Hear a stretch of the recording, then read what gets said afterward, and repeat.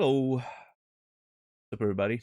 Cesar, 10 bucks, JR, Enktar, Gleger, Rasta, Zia, Soro, Seraphin, Dawn, Heroes and Diamonds. I almost said Zeros and Diamonds for whatever reason. I don't know what my brain was doing there. Vicarian, Rob, good to see you. In a minute. Good song indeed. That was Sine Wave by Mogwai. Good song. I have some very good memories of this one. Um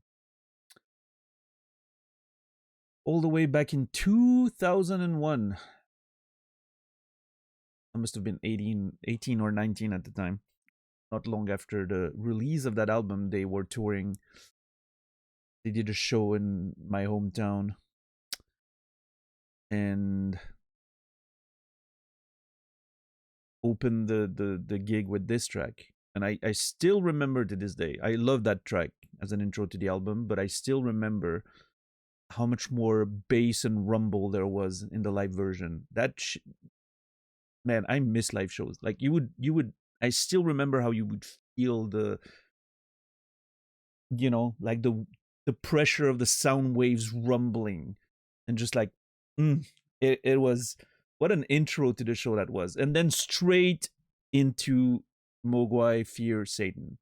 Straight into it. Absolutely unreal. That was my first time seeing Mogwai live, and what a time that was.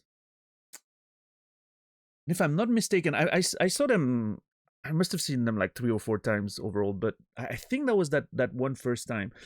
They did like a 30 plus minutes version of live version of My Father, My King, which was as far as I remember, it was a B-side from the Rock Action album. And they closed the show like with a 30-minute version of that track, and it was absolutely well. I think the track's naturally like 20 minutes or something, but it was definitely like a longer version of that song, and it was, oh man, what a show that was.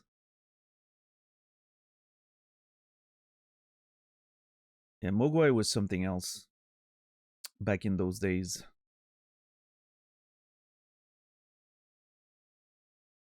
So loud. It was incredibly criminally loud. Like you can't have live shows that loud anymore in Switzerland. There's too many laws now. They're actually enforcing the laws. Everyone and every fucking concert. I still remember like those were the days when I was working in music. Like the early to mid 90s 2000s, sorry. Those were the days when I was working in music, and we were throwing like concerts and producing festivals and like indie festivals and all that. And I still remember those were the days where in Switzerland the laws started getting a little bit tighter and people were enforcing it. And I still remember like when we started, it was the Far West. Like nobody gave a shit about volume. Nobody gave a shit. And then over the course of like a couple of years, I remember the venues would make us very aware of the laws now being more enforced, and that we needed to have like you know the dB meter on the board and make sure that we were not going above a certain limit. And the police would actually like show up if for controls, either randomly or sometimes maybe when I don't know if if they sent spies in venues with dB meters and all that. But because obviously all the sound engineers would always push it a little bit, because first of all they were used to doing it, but they just worked the way they always worked, and they wanted that loud, nice loud sound, and that was the thing back in the day. I think now we're a little more conscious about you know the dangers of loudness in concerts. We want to protect our ears and all that, which I think is a great thing, right? I feel very lucky that I didn't suffer any permanent hearing damage after all those years, because I wasn't very good at protecting my ears for a while. So I'm very lucky that, yeah, no permanent damage there. But yeah, I remember like Mogwai that shit was the loudest show I had ever seen at that point. It was much louder. I mean, it was a smaller venue too, but it was much louder than, I don't know, like the previously to that. I think the loudest show that I remembered was Prodigy in like '98. It was a big festival, open air. So obviously, very different sort of like sound compression, but still very loud. I actually that Prodigy show. I was 16. I was way too. I mean, I wasn't too young, but I felt way too young to be there. I almost passed out during that show. Because it was such a violent show. It was the first show that I went to where the crowd felt like an uncontrollable wave, and it was very scary for a 16-year-old me. Mogwai, on the other hand, much more peaceful experience from like crowd perspective. People are just standing there listening. That's what I like about post-rock shows, is that it's powerful, but everyone's just sitting there, vibing. What's up, Megan Fox, Sirius Black, Primus, Saldino, Mitsuka. I seem to not have listened to Rock Action in full. It's their best album. What are you doing? I don't know. That obviously subjective, but I think it's their best album.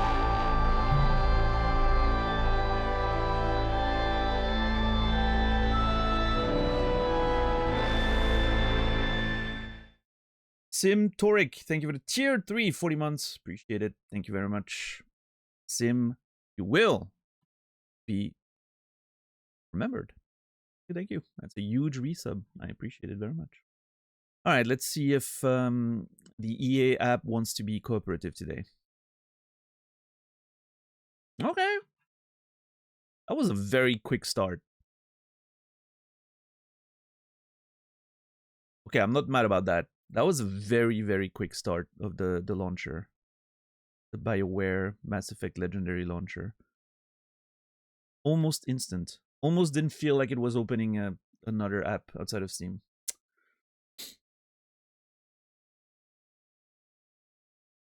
But yeah, Angthar, you should listen to Rock Action and add My Father, My King at the end of it as an extra track, because it's part of the same like recording session, and I think it completes the album. It's such a massive, beautiful piece. It should have been on the disc, but I think it was just too long. What's up, Clip Turn? Yeah, it's a good one, Rob, for sure.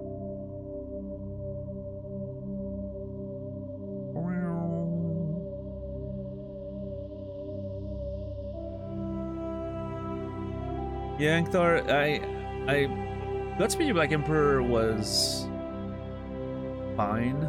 I like, I thought it was great, but I saw them after. I saw them during like sort of one of the, not reunion, but when they came back after their somewhat longer hiatus in like the mid 2000s or something. So I saw them after Silver Mount Zion, because they weren't touring with Godspeed back when I started like listening to that whole Constellation lineup. And so, because yeah, I think I started listening to Godspeed in like 2002, I think, something like that. Maybe 2001 actually, but regardless, I don't think they toured in Switzerland during that period of time. And then when I eventually was really in tune with what everyone was doing there.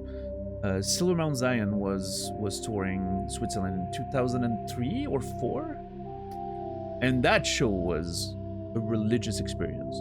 Like seeing them all like in a circle on the stage and just like doing their thing.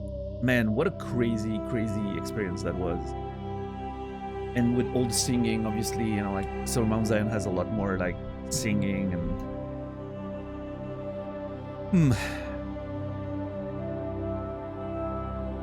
I always like ASMZ a little better than Godspeed for whatever reason.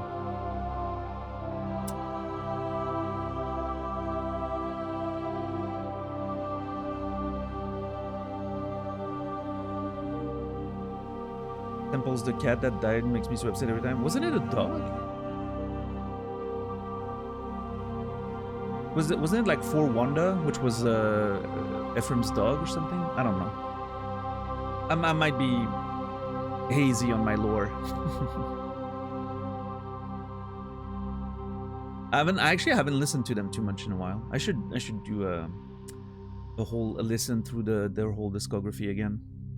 Actually, have they released anything new? Maybe last I.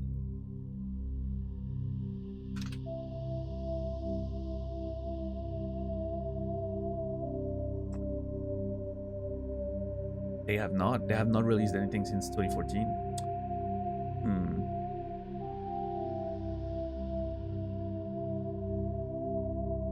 I guess it makes sense.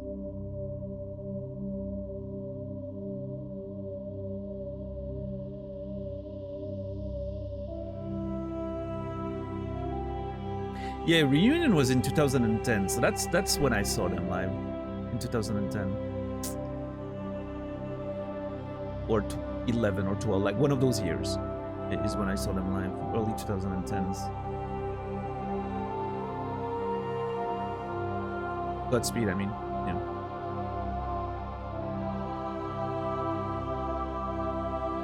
Yeah.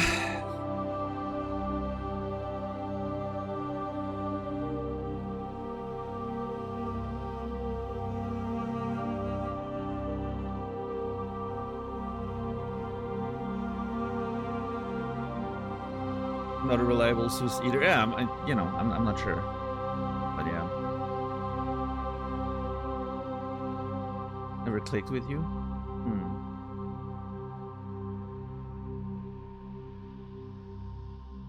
Yeah, I mean, for me, I think Godspeed's work. I think their first album's amazing. The little like the EP with like Moya and that other track I don't remember. Those are like fantastic. I think obviously Skinny Fist, kind of a classic, but I think I like the first album better, maybe. To me, Godspeed You Black Emperor is a little bit like Fallout, the Fallout series of video games. I was really into the first one, and then it's just a little bit of a decline over time. But I haven't listened to the post-hiatus stuff too much anymore either. Yeah. Yeah, Silver Mount Zion on the other hand, that really worked for me. I don't know why. Because of the singing. Like, it's interesting. Like, you didn't like it because of the singing. I loved it because of the singing. I think it adds... There's a dimension to it that is really crazy to me. I love it. Like, This Is Our Punk Rock is such an important album for me. Like, it changed my music taste and everything when I heard it back in those days.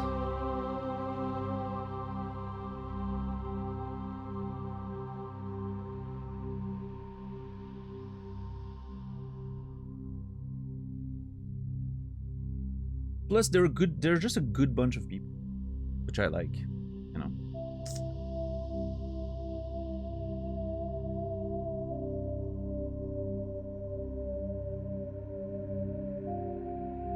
They're just a good bunch of people. I don't know if you've seen the documentary that was made on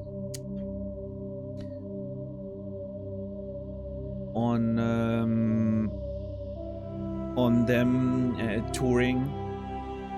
Come Worry With Us, I think was the name of the documentary, and it like follows them on tour and the idea of being a sort of niche indie band trying to survive, making music and having a kid at the same time, and it's a really interesting documentary. I highly recommend it.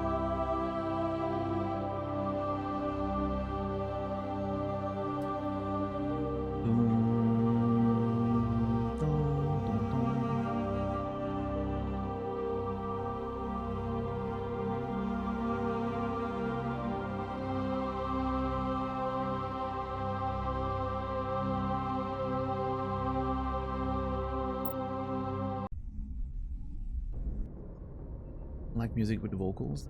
I mean, I am grateful that I like all kinds of music.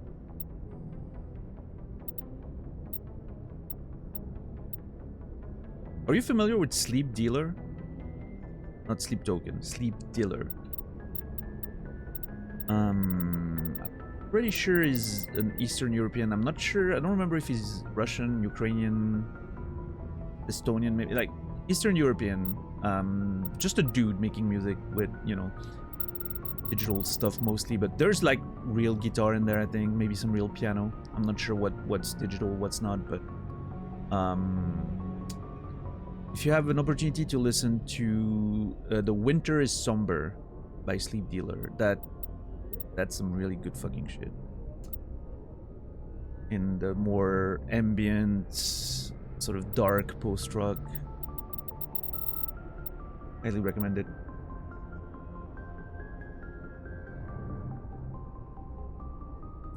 Yeah, it's interesting. So many people got into post-rock with Explosions in the Sky. For me, I discovered them pretty late. Like, I was already listening to a ton of, you know, Mogwai, Mono back in those days, and, you know, like Pelican, like so many of the early artists. Like, I mean, I literally discovered post-rock in its inception. I was listening to Slint back in the late 90s. I wasn't even aware that this was considered sort of one of the, you know, the unintentional creator of the genre. I don't think Slint's quite post-rock in itself, but it was like sort of one of the first few bands that sort of led into that whole thing. And then Mogwai and everything, but yeah, for me, Explosions in the Sky was like a late discovery, and I never liked them very much. I do not like Explosions in the Sky. I literally never feel the desire to listen to any of their music. If it's playing, it's fine, right? It's pleasant, but I have no desire or drive to listen to any of their stuff, like, specifically. It to me, it's... I always thought it was very a little too smooth for me. It's like it's very plain. I feel like it lacks almost everything I like in post-rock, actually. Yeah.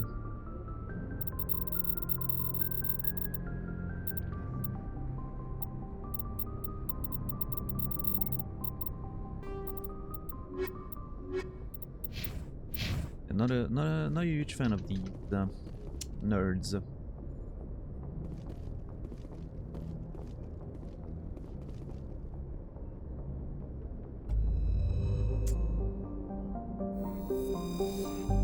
Another one that I don't think saw a lot of popularity after the first maybe year, and even then it was just like mostly very small niche indie stuff, but Red Sparrows.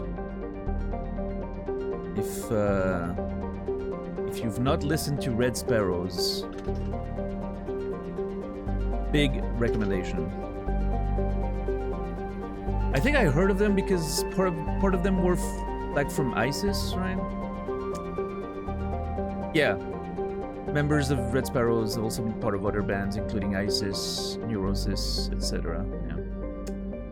Yeah. I really like Red Sparrows. You know, they had that sort of darker edge to it that I enjoyed.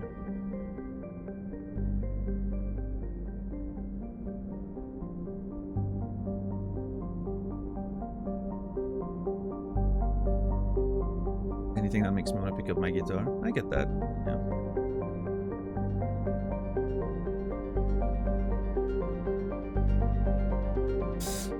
The thing that most made me want to pick up my guitar again recently was watching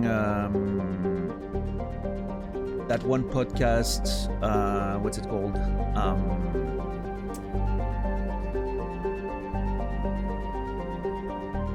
No Cover Charge podcast with Kent Crawley. That dude's so fucking good, man. That dude is insanely good, and it's so fun to listen to. Like, he's such a great personality. I love his whole vibe, and the dude is so freaking good. at you know, playing the guitar. This Will Destroy You? Yeah. I like them. There was the Green album that I think was okay, and then there was the one with the white circle. Hold on, I'm very bad at album titles. With these.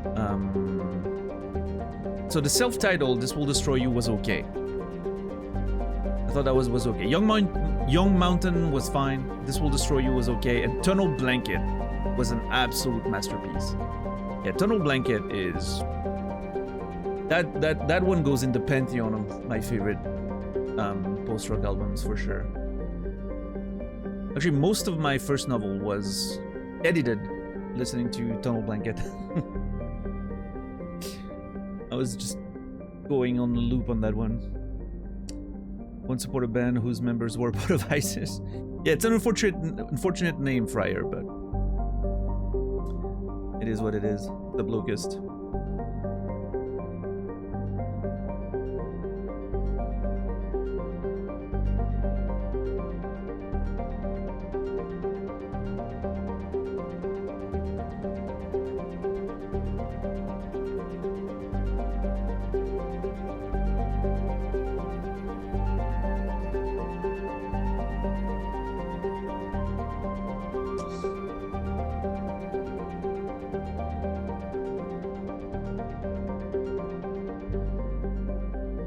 Alright, let's see. What do we have to do today?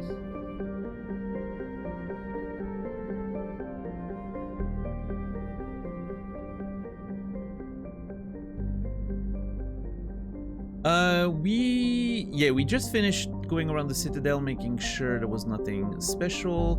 I was not sure if I wanted to go to Seoul right away. Do that Rogue VI thing. I mean, I guess I could. We do need to go to Noveria. I think we're gonna do Noveria. Asteroid X57 maybe. Seoul. And then back to the Citadel before going all the way to Vermeer and some of those distant side missions. I think that might be the plan.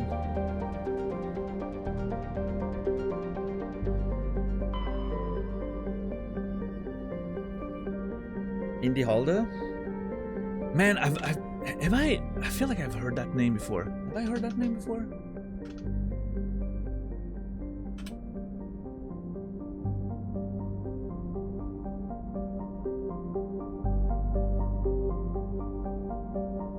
Oh, they released an album like a couple of years ago. It might have passed on one of my like suggested, you know, like YouTube stuff.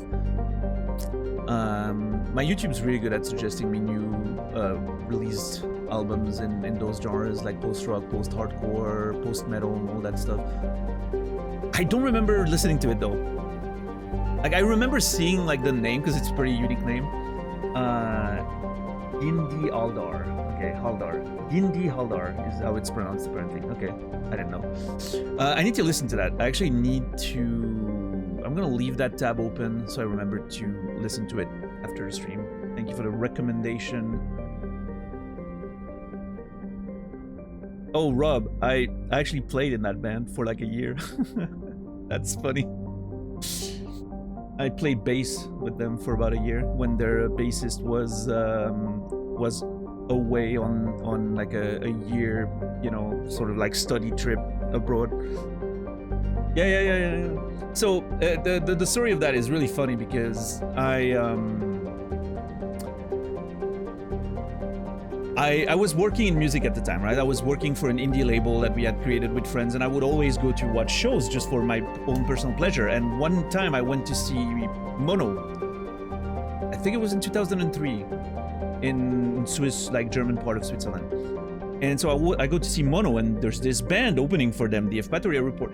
I was blown away so hard by that show that I was like, I don't think I even care about Mono. And I spent most of the Mono gig talking to the Evpatoria Report guys, because I was like, I want to sign those guys.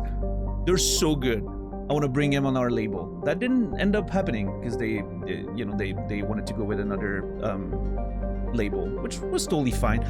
But we just kept in touch after that sort of like moment, and you know, we talked about music and all that, and they were out of a bassist for about almost a year, because again, like studying abroad and whatnot. I think that was the reason why their bassist was away for a while. And so I was like, well, you know, if you're looking for someone to fill in for a few months, I can be around, you know. Yeah, I played with them for quite a few months there. Just before the recording of Golevka, actually, I played on the demo. Like, we recorded a demo of all the tracks before going into like the full studio to just have like a, you know, sort of an idea what the album could be like, and optimize the actual proper studio time. But like some dude had a home studio set up, and that's where we recorded that. So I played on that thing. I still have those tracks, by the way. Obviously, I'm not gonna ever release them, but I still have them. And then I also took part in the, well, I didn't do anything because none of us was doing anything, but I was there for the recording of the orchestra on the last track, the Dipole Experiment. And that moment is still, like, to this day, one of my highlights of my musical life. Like, it was so insane watching an orchestra being recorded for a track that you know, and like you can hear the whole thing, and you just like, you hear the orchestra and you can see how it, like, God, that was such, I remember I was obviously less attached to the thing because I was just, you know, like a temporary member, but I still remember being on that, like, we had 4 chairs, we're all sitting on chairs on the edge of the thing, because one of the members was playing in the orchestra, because there's a violin player in the band, as you know, and he was part of the orchestra. That is, you know, that was his it's actually, fun fact, his sister is like a professional, used to be a professional tennis player. But anyway, just a random fun fact. And so he's now an actual, like, director, like music director, orchestra director, sorry, conductor, my bad, conductor.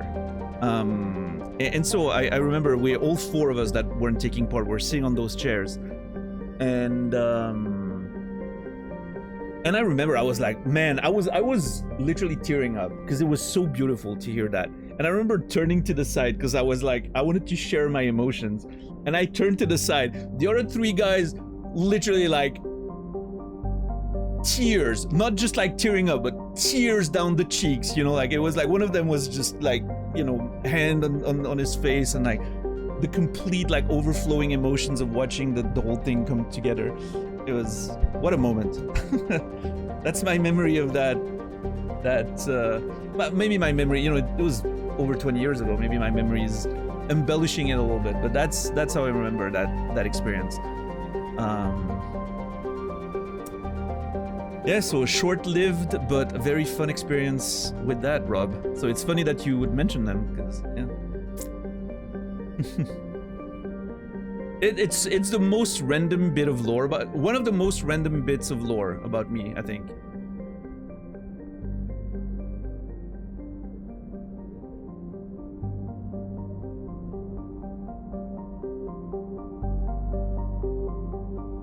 But yeah, no, there's a couple of bass lines on that album that yours truly came up with, very proudly.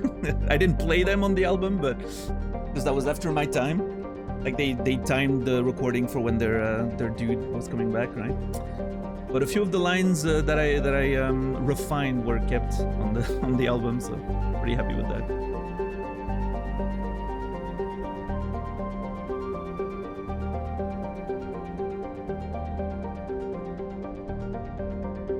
Good times. Good times. That, by the way, speaking of loudness, that band played loud as fuck, and we were rehearsing in a military bunker room. Like, so it was like a huge military underground bunker thing, and one of the rooms was our rehearsal space. The sound compression in there is insane. Like, you feel like you're gonna die. It feels like the waves are literally filling the entire space. I was playing with, you know, like, foam inner protection and military, you know, mufflers or whatever you want to call those on top of it, just to, you know, just to protect my ears. That's the thing, Rob. My problem with the album, my only complaint about the album is I think it sounds too quiet. it sounds weak compared to the actual live performances. But you know, that's just album recordings, right? And you know, I have a point of comparison. Most people don't, so the album sounds great. But me going from like hearing the sound, obviously, you know, feeling the sound, going to like, yeah, exactly. I wasn't getting pinned.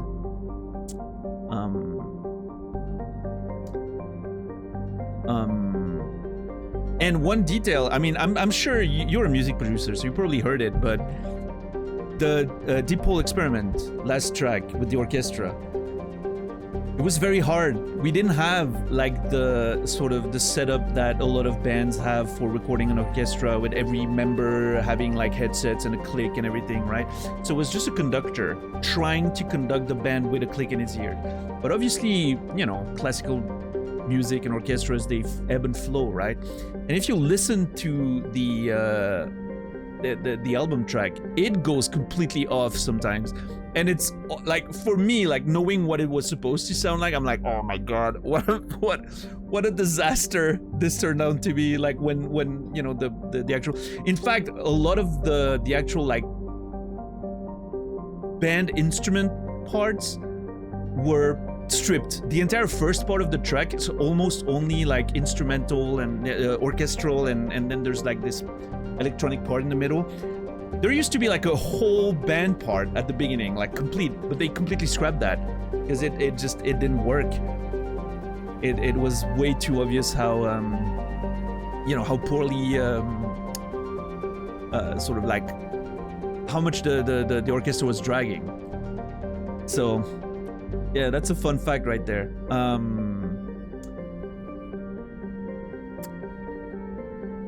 I obviously I don't want to, you know, release material that wasn't supposed to be released, so I cannot share it with you. But I wish you could hear the demo version, where the orchestra is replaced by like a, you know, like a synth orchestra type thing that the violin other Daniel, his name was also Daniel, a violin player, was doing.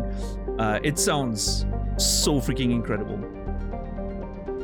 I do listen, and not just because I played on it, it's not like an ego thing, but I do listen to, like, I have a full live recording of a gig of the entire album with almost every track in the correct sequence, because that's the set list that was played in concert at the time. So I have a recording of that album live, and also like obviously the demo, and I tend to listen to those more than the actual album. I think it sounds a little more raw and powerful, but just personal preference. And obviously there's some nostalgia attached to it, because obviously I was there, you know.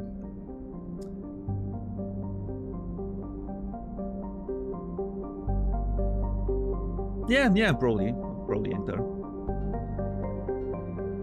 And I can hear all my fucking mistakes on those recordings, because obviously it was, you know, like the demo was a very fast, like one day in some dude's apartment with his own setup, and we're like, yeah, we're just gonna record a demo, we're just gonna play through the tracks a couple times, right, and pick the better takes, like completely live, right?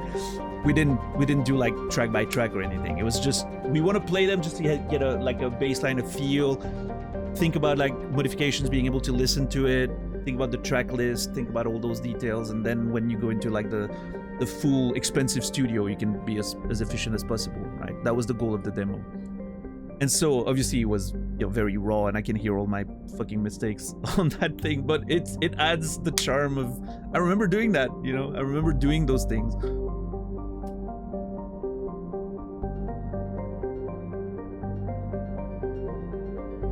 Because yeah, I mean, obviously for me, you know, like I didn't have as many reps as they did with those tracks. So,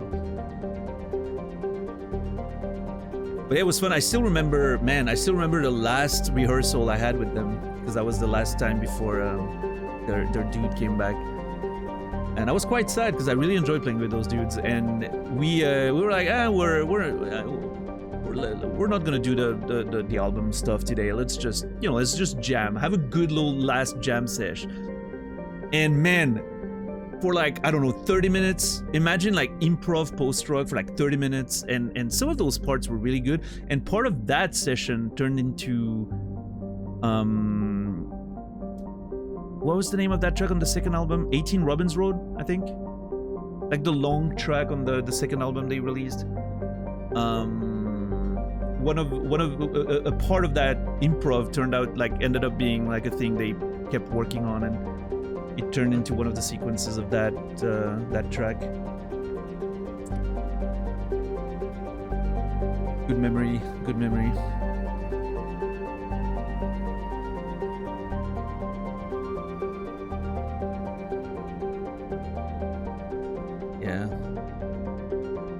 Yeah, I still remember that sesh because I recorded it at the time on my phone.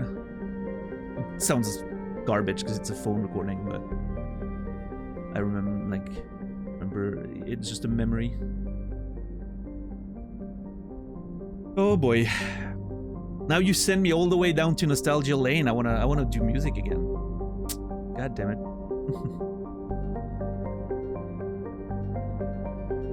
Musician, gamer, teacher, writer, streamer, mustache, master. What haven't you done yet? There's so many more things that you don't even know yet. Clip turn.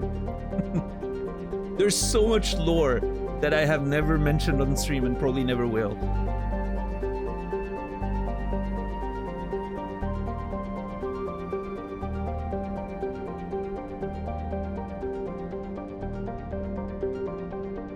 I like to say that I've lived a few different lives, and I'm not kidding when I say that. I feel like I've lived a few different lives. And, I don't know. That's just the way I've been living my life. I always have these passions, and I'm like, I never got, you know, really successful or popular in any of them. Like, when I say, like, successful popular, I mean in the sense that it becomes a thing people know me for, and it's this huge thing that, you know, makes me rich and famous and all that, right? I never found that level of success, but everything I've taken on, I've reached some amount of, you know, at least what I would consider success, right? Doing it at a level where not only does it generate some money, but it all, which is, you know, for some people that's a metric of success, but also, you know, a little bit of renown in niche space, I guess, or just a feeling of having accomplished something, right? Having done something that feels meaningful in those things I enjoyed and I'm passionate about. It's a pretty good feeling, yeah. It, you know, after a while, it makes you feel like you could basically do anything. It makes you feel confident about your capabilities. But the one thing I haven't done yet is make a video game. I think that's my next venture. I really want to make a video game. So yeah, we'll see. We'll see. I wonder if I'll find the same success in that.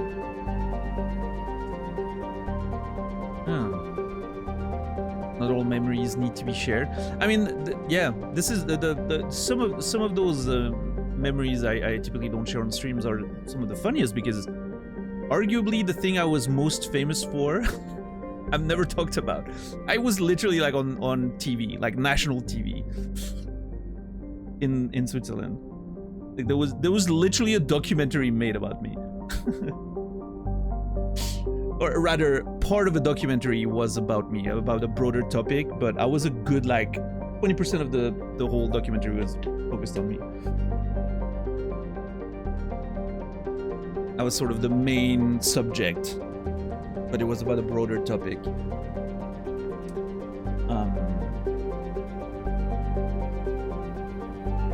I don't know. I think arguably the writing probably has overtaken that in terms of like the amount of people that are aware of it, I guess, because the documentary, like that whole thing was mostly like Switzerland contained. The writing does have a bigger reach, I guess, but no. Yeah, Rob. I do miss the band practicing though. That was a fun time. I don't miss the struggles of carrying shit everywhere all the time, or gigs and all that. If I don't have to push a fucking amp stack on a stage ever again, I think I'll be happy. That part I don't miss.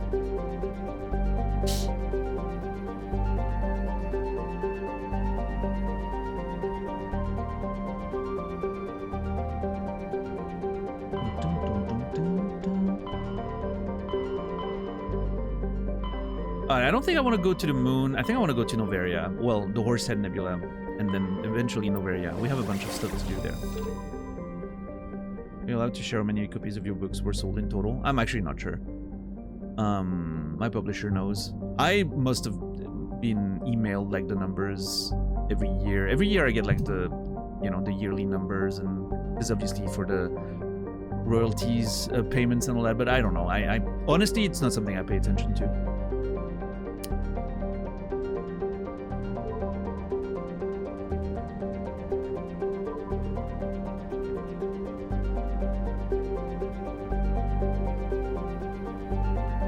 Not enough to make me rich. I'll let you know that. I'll tell you that right now.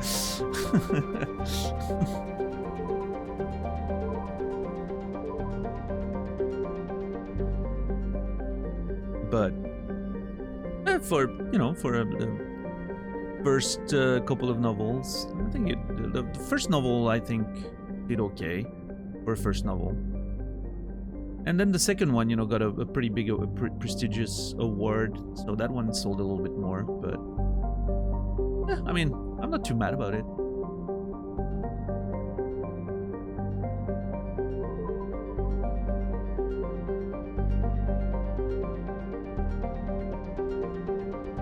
Well, yeah, I mean, obviously it does. But I'm obviously thinking about the, you know, on the scope of a French release, right?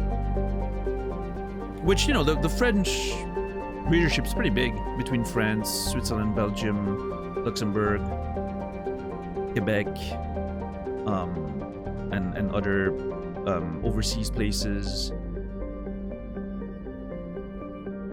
It you know, adds up pretty quick. And French, the French population is pretty.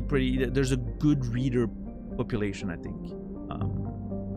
As opposed to some other languages that may be spoken more, but maybe less people read in general. I don't know. Literature in France is, you know, in like French-speaking areas is pretty valued. It's a Mazar.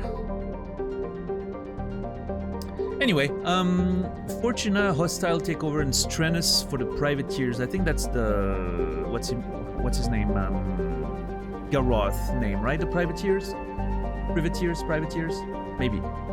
But I will go to deal with the hostile takeover because that one's been open for a while. So we'll go to Fortuna first.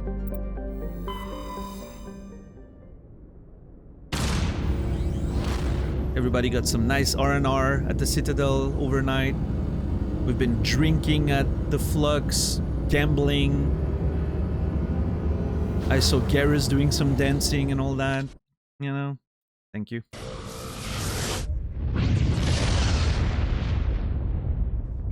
I think I might even have seen Rex being a little drunk and dance in Flux. Rex and Garrus dancing over there.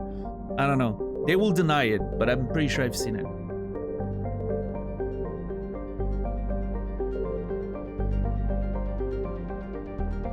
That's my headcanon R&R for our Citadel stop. I'm not sure where I'm supposed to meet her. Did she tell me anything? Did she tell me where I'm supposed to see her? In the Fortuna system. That's it. She didn't tell me which planet. I mean, I'm assuming there's only one planet where I can land, but... It's like, yeah, meet me in that system. Imagine. Yeah, no, we'll meet there, in that system. Alright, well, see you in the next 300 years. If I need to scout every planet, you know. Meet me in France, yeah. I mean, I guess the idea is that she doesn't want to say where she is because of privacy reasons, because obviously she's a criminal. And so as soon as we're there, she's gonna message us or something, right?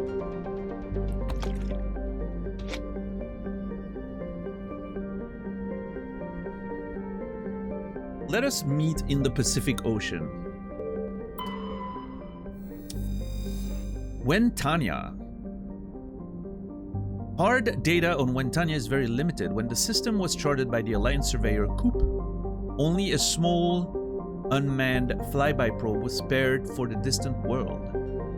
It is a small rock and ice planet with a trace atmosphere of krypton and sulfur dioxide. Normandy's more detailed survey suggests the frozen terrestrial may be suitable target for mining. While it is largely water ice, mapping of mass concentrations suggests it has a core of pure aluminum. Okay, well, there's nothing to do, not even surveying. That's wild. I've started thinking about what the next game I want to play between Mass Effect 1 and 2. I've had a few thoughts. Obviously, I'm thinking about like Ceros is a big one that I would like to play. 007 First Light is a big one I want to play. I've been thinking about Esoteric Ebb again. This game seems to not have found a big audience, but I feel like a lot of the disco sort of fans might enjoy watching it. It's been on my mind. I've been wanting to give that one a try. And then completely different, but I've for some reason been thinking about Dishonored again. I've never played Dishonored. I love Prey. I feel like Dishonored could be a fun time. I don't know. Just random thoughts that just came to mind right there. I don't know why. Something about the description of that planet made me think of Dishonored. Completely random, but... Oh, that's the one we need to land on. Okay, noted. Well, let's check the other two first. Therumlon. Therumlon is a frigid world with a thick nitrogen-argon atmosphere. The crust consists of silicates and various unremarkable ores, but is surprisingly rich in phosphates. Again, 2007. BioWare needed a better editor. Since the atmosphere lacks free oxygen, the phosphates are relatively pure and could be of value in the manufacture of fertilizers and incendiary ammunition. Okay, well, survey says some plutonium. Nice. Love that. What's up, Dyrol? Miss Nana, welcome in. How are you doing today? Good to see you. How was your stream? Thank you for the raid. Appreciate it. Yodel, good to see you. Or Jodel, I'm not sure. Yeah, what were you video gaming today? Were you playing Mass Effect still? Mass Effect 3. Nice, nice, nice. Well, I hope you had a good time with it. No spoilers, naturally. Thank you. Appreciate it. Of course, of course. I'm still very much in the middle of Mass Effect 1. We're about to go in the Horsehead Nebula. We're about to go to Noveria pretty soon, which is one of the main missions. We have Noveria to do, and I think after that we have the Vermeer main mission is the last one we have right now. We're done with Pharos, we're done with...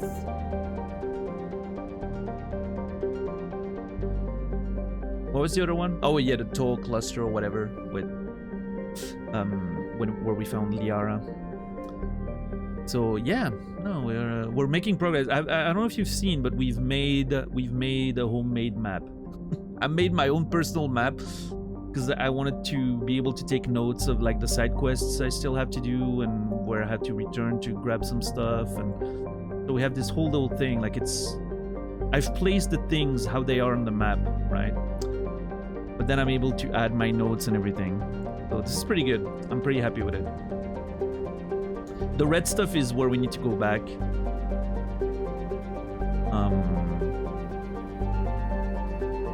On Earth, did you do that? It's a software called Scapple, which is just a mind mapping software. And I have a little bit of OBS magic to have like an overlay coming up and down. That's just some like OBS nonsense, transparency and all that. Yeah. I wouldn't necessarily recommend Scalpel. I always say the same thing. Is like everyone asks me what I use for my notes and stuff. I always say I use Scalpel, but that's because I've been using that for writing for a decade plus at this point. I would not necessarily recommend that. So I'm sure there's plenty more free mind mapping software that are much more advanced at this point. I'm just used to this one. So.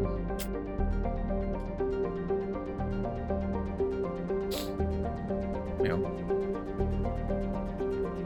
I don't remember if I explored. I feel like, oh, no, hold on. We need to add surveyed here. Yeah, the Maroon Sea was surveyed. I don't think I surveyed Gemini Sigma. Absolutely, Miss Nana. Take care of whatever you have to do. Thank you again for the raid. Very appreciated. Thank you. I'm just gonna be over here doing a couple of side missions before going to Noveria. Maganlis is a rock terrestrial with an atmosphere of sulfur dioxide and trace amounts of helium. Scans reveal ancient lava plains on the surface, implying a geologically active past. The crust consists of sulfur and basalts, but the planet's mass suggests a core of iron and heavier materials. Cursory drill coring suggests the possibility of simple subterranean life.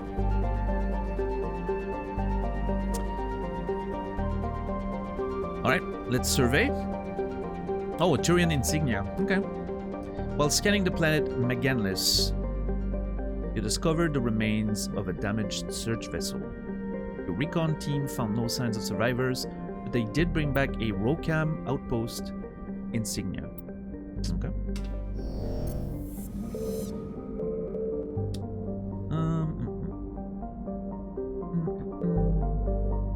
I checked this. Yes, I checked that. And now we go to Amaranthine. Amaranthine is a chilly rock world with an atmosphere of carbon dioxide and nitrogen. Its frozen surface consists largely of light titanium and aluminum oxides, with deposits of thorium and other heavy metals located in deep crust. Amaranthine was named by the human poet Sofia Cabral during her tour of duty aboard the Alliance surveyor ship Coupe, I don't know. Under the dim light of the red dwarf Fortuna, the surface of this world is lit in rich twilight blues and purples, even at midday. That sounds pretty rad. Oh, by the way, the last planet we landed on, we couldn't see the rings that we were promised. I don't think. I didn't notice them. Very unfortunate. I would have noticed them. I don't know. Alright, well, let's land and go talk to Elena Blake. I'm of course gonna bring Tali for the decrypting, and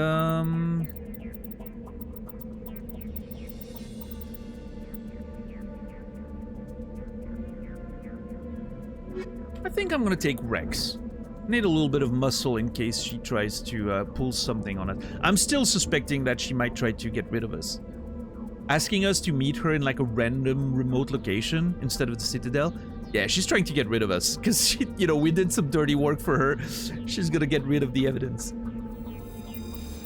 Although, on the other hand, I think it would be kind of suicidal to try to get rid of a Spectre, right? Well, maybe not. I don't know.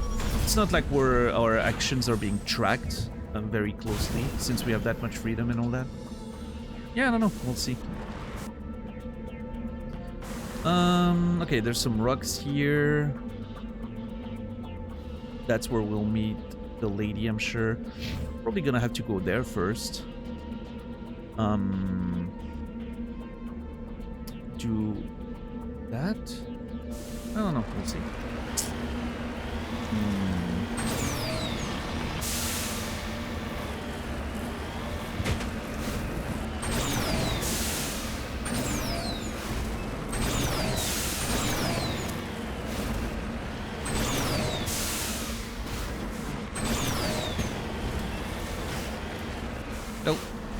Where the fuck were those rocks?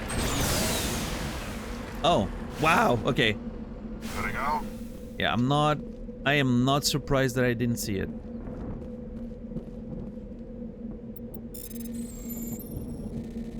Those were some stealthy rocks. Iridium. I wonder how close I am with those collectibles. Feels like I haven't really done much, but...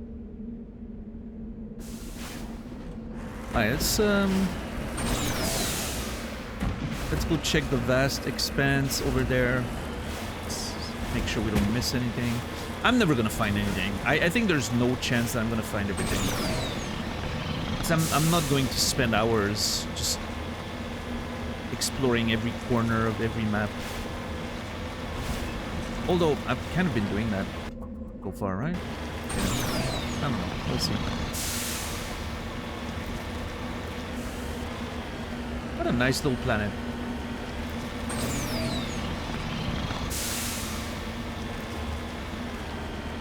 Oh, cool.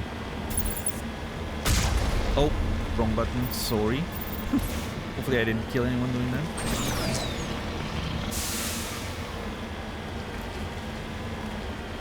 Okay, nothing there, so we're gonna go in that direction. Basically going towards here. Just trying to get an overall look at the entire map.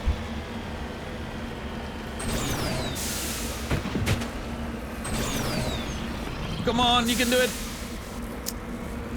Turns out you can't.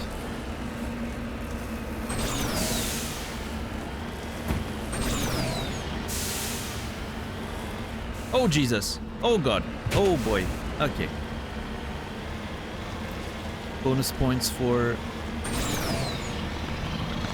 technical tricks.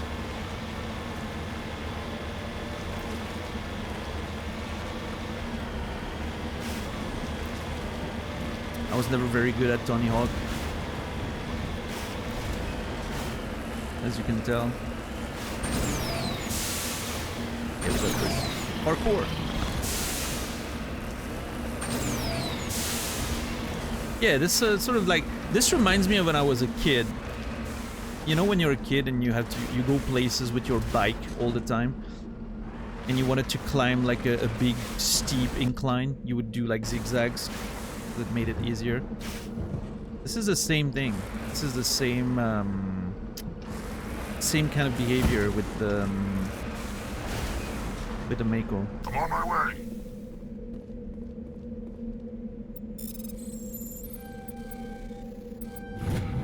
I don't know how I did that, but that worked. Uranium. Okay, thank you.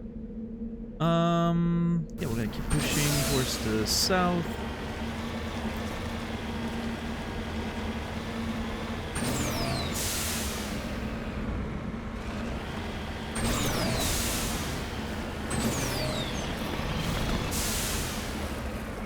Oh, come on. There we go.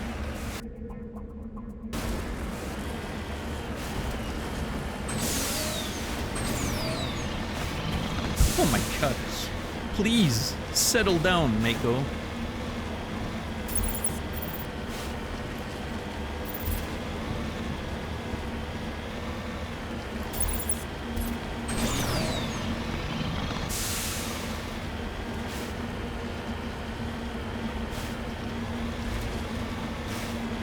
I'm not sure. Very weird. What's up, Archeesy? Oh.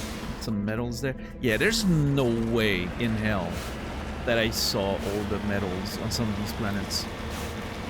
When I see like the number of metals you can find on a planet when you actually go around, I must have missed something.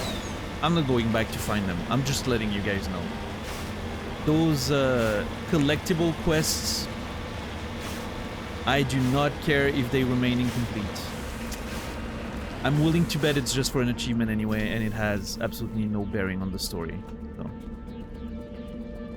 I'm very happy to not complete those. If I accidentally complete them, great, but... Thorium! Nice. Yeah, let's look at it. What are we doing on those collectibles? We have 8 out of 13 insignia. That's pretty good. 4 medallions, 1 Solarian tag, 6 Asari writings, 6 Prothean artifacts, 7 out of 6 gases. Okay, that makes me optimistic in the sense that there might be more to find that you need to find, right? There's more, there's way more than... There's not like just 20 light metals, and you have to, you know, be meticulous to find all of them. You might be able to go over. If that's the case, there's a good chance that I'm actually going to be able to complete those things.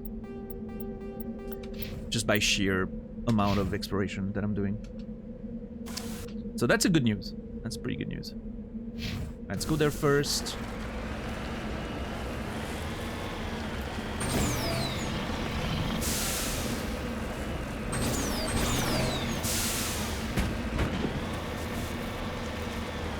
Oh, brother, let's go! I've become a master driver.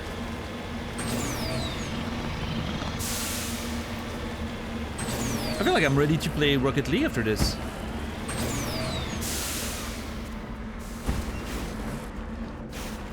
I wonder if I would enjoy playing Rocket League. I don't know. I did play... I think I played... Wasn't... Rocket League isn't free to play, right? But I'm sure I played it at some point in the past. And I'm pretty sure I didn't pay for it. Was there a free beta access version at some point? Or a demo or something? Because I'm pretty sure I did play a little bit of Rocket League back when it first released. Just for like a few hours. I remember it being fun. I remember having fun with it.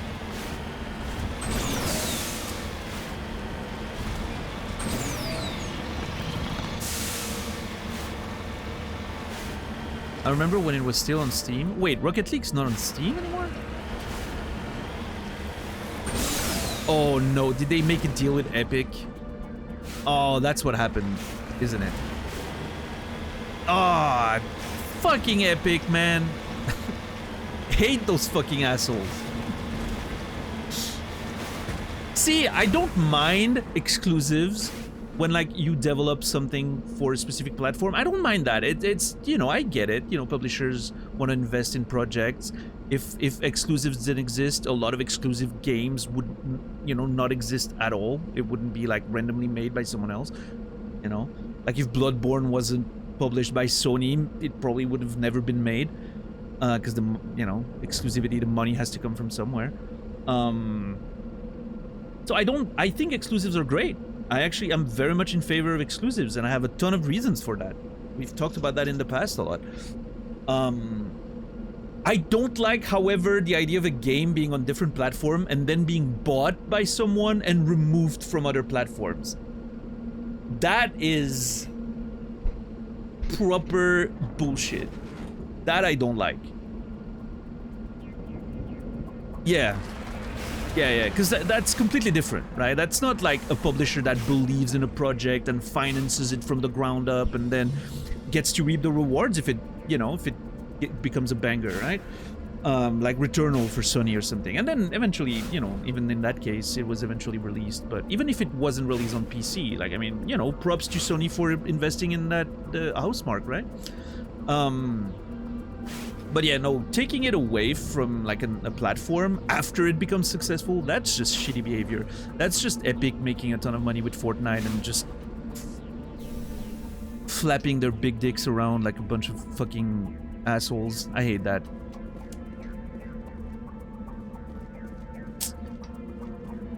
You can still play it on Steam, just not buy it, which yeah, I mean that's just I don't like that. I don't like that one bit. Why is there a crashed ship here? And I can't interact with it in any way, but that's a little bit of weird environmental storytelling. I don't know how I feel about that. It looks like a piece of an alliance ship, doesn't it? I wonder if that's gonna play into something in the story there. Yeah, clip turn. Wasn't Rocket League free for PS Plus at launch? Maybe that's how I played it back then. That would explain it. Yeah. Yeah, see, now I was like, oh, maybe I should try Rocket League. I'm pretty into multiplayer games these days, and now that I know about this epic shit, instantly took away my interest. Now I don't want to do it. Just out of principle.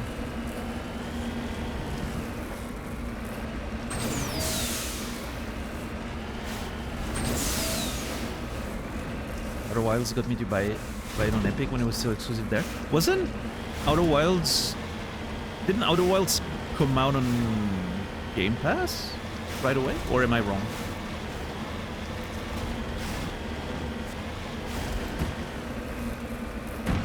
I wasn't aware of Outer Wilds when it came out. I only played it a few years later, so...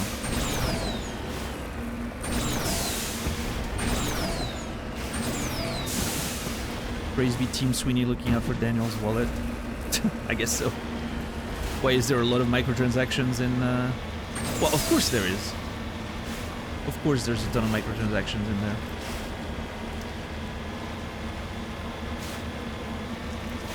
Okay, so it was exclusive for 1 year on Epic.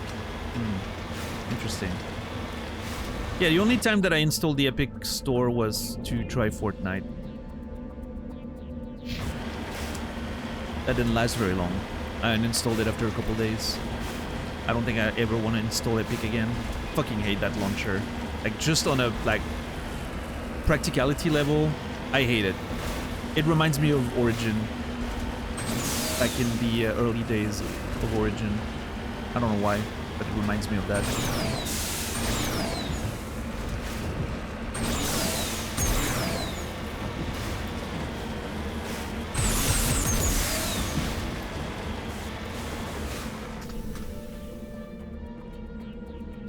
Is that the anomaly? Yeah, it is. Ancient debris. Oh god. There we go. You found an intricate beaded necklace marked with the Galatana colony insignia. It appears to be very old. Oh wait, Alan Wake 2 is only on Epic, isn't it? God damn it, I'm gonna have to install it again for that. Oh, it's on PS5 too. I could probably get that. Wait, is it? I have a doubt now. Yeah, it is. I'm pretty sure I've seen it on PS5. Probably want to play it on PC though.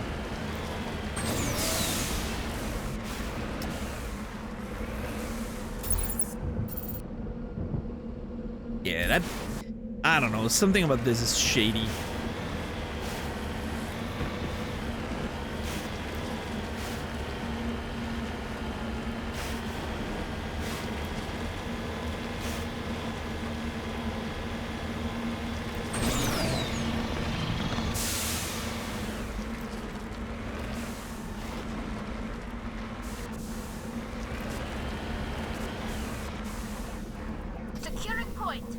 Securing point. Yeah, clip turn. Whoa. What the fuck was that?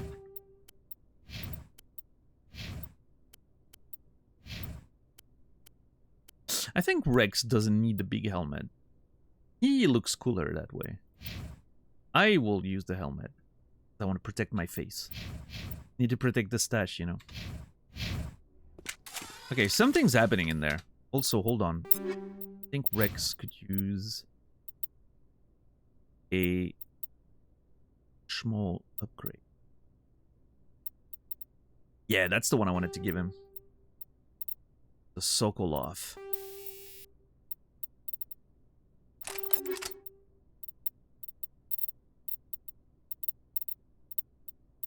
And you can probably get a better amp.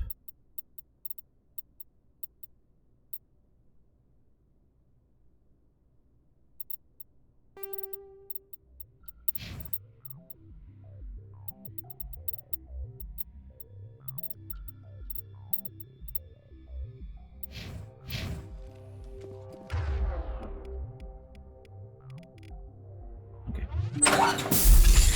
Hello again, Commander Shepard. I owe you a debt of gratitude. That was so scary. With my former partners dead, this syndicate is now mine. I could not have done it without you. Hold on. I heard someone scream inside when I entered. I was like, okay, some bullshit's happening in there. And then she's right behind the door. That was terrifying.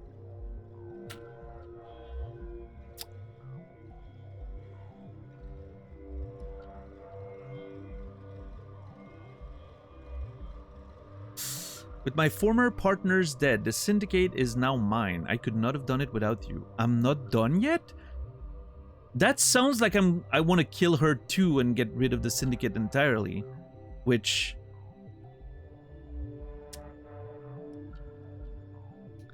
I mean... You know... Technically, she's you know, she's a criminal, right? We're not a big fan of criminals.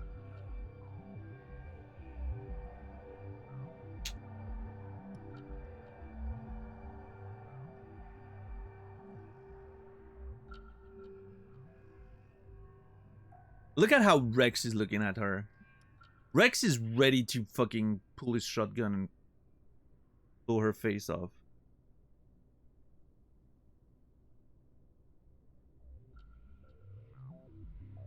How are you today, Hunter?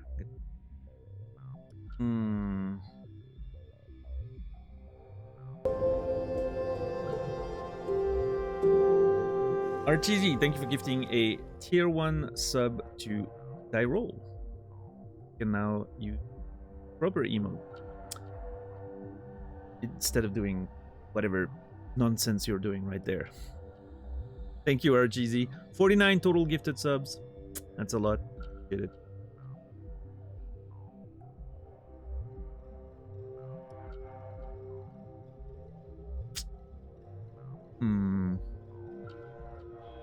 So I feel like that's what's implied there, right? I'm not done implying, you know, we have to get rid of you as well. My pleasure seems like it's just whatever, right? The deal is done. Let's move on. And you were right. I don't know exactly, but yeah, I'm going like, yeah, no, great. Love your criminal syndicate. Beautiful. I mean, I don't know.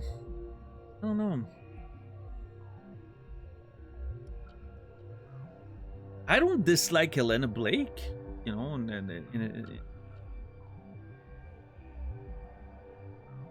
she seems like a bit of a criminal, but she's fine. She hasn't done anything particularly evil to me, at least.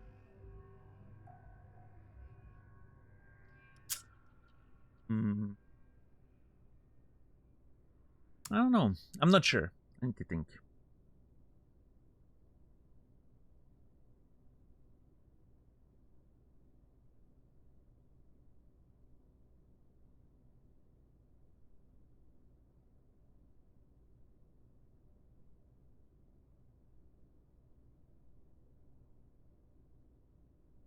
Remedy's probably going out of business after Control Resonant. I mean, that seems like a pretty pessimistic view of the whole thing, but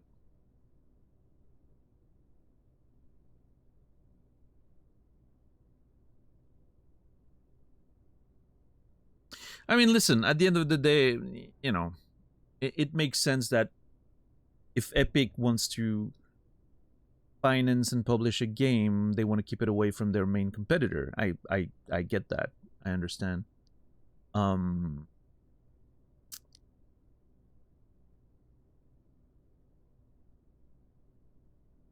Now there's two things at play here. One of them is at least a store exclusivity doesn't really lock anyone out, right? You can always install the Epic Game Store if you really want the games that are on there, right? It doesn't cost you anything outside of having to share your data with another major corporation, right? And the second thing is, you know, you have to wonder if Alan Wake 2 would have existed, you know, at all, if not for Epic financing it, right? That's always the question with exclusives, right? So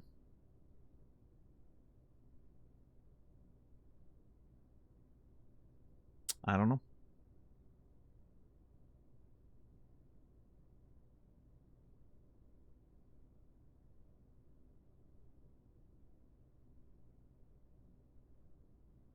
They could also improve their store if they want to compete with Steam. I mean, I don't. To me, it's a little bit. Listen, clearly the Epic Game Store is fine. I don't think it's. I don't like the app myself, but it's clearly fine. Fortnite's popular enough, right? Like, clearly people are familiar with the ecosystem. Considering how big Fortnite is, obviously console plays a big part in that, but still, it's big on PC as well. Um, I think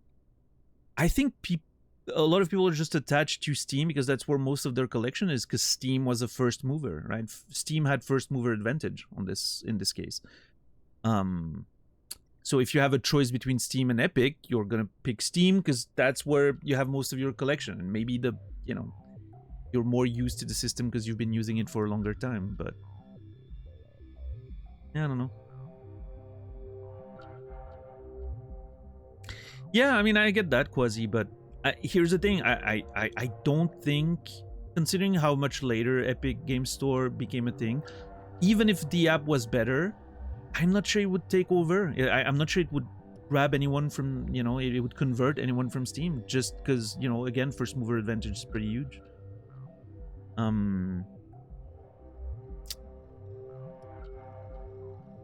So I don't know. Yeah, I'm not sure.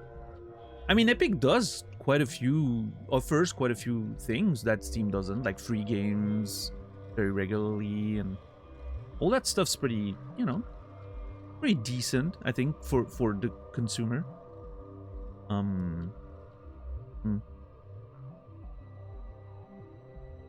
Yeah, I don't know.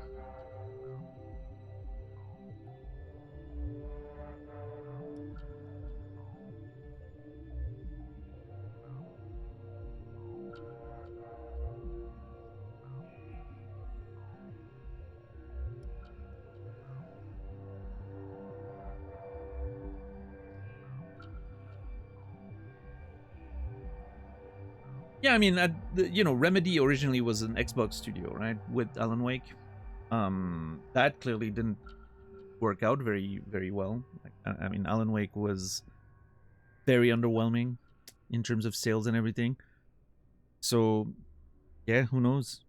If Epic doesn't come into the picture for Control and all that, maybe the studios would have already been closed before they could even release all those newer games. So we don't know, obviously, but yeah, I mean, Quantum Break was a bust as well. That game did not get a lot of attention.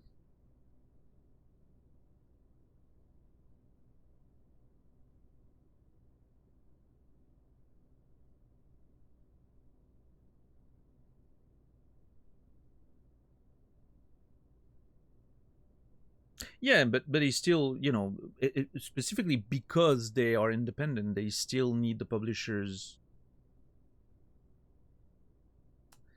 financing to make their games a reality, right? So that's sort of my point, right? I mean, if Epic doesn't back Control when they did, is anyone else doing it? We'll never know, right? So, like, I don't know. For me, in a situation like that, it's hard to just demonize Epic in this particular case. I think it's very different than the, like, again, the Rocket League situation, for instance.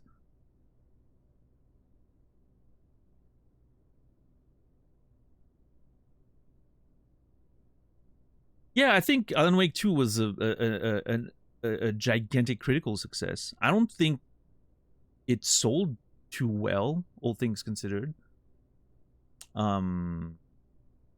It's not. It didn't sell as much as other like blockbusters that like sort of were in the game of the year running and all that, right? at the same time, to take that as a frame of reference. But it was definitely a critical success. I've only heard good things about it. I'm actually pretty excited to eventually play those games. Didn't lose money, but didn't do enough to fund another one. Yeah, I mean,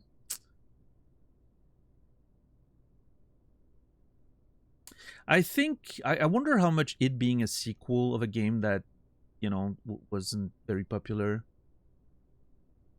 The sequels almost always do worse, right? Just as a rule of, you know, people think they have to, you know, feel like they have to play the first one, and then there's a few exceptions, of course, but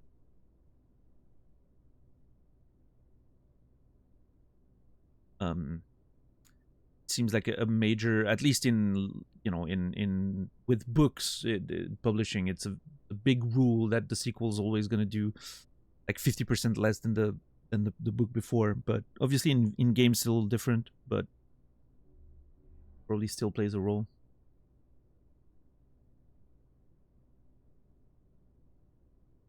Yeah, yeah. I guess that goes to my point, right, Primus, is that you need publishers to keep investing in them, despite the limited probability of success based on historical data. So, I don't know.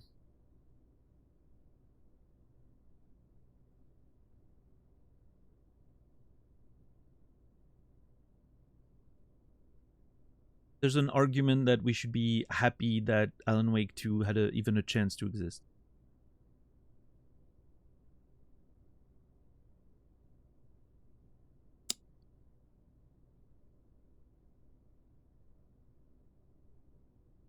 At the end of the day, we don't, you know, none of us were there. We don't know exactly the ins and outs of all the deals and all that, but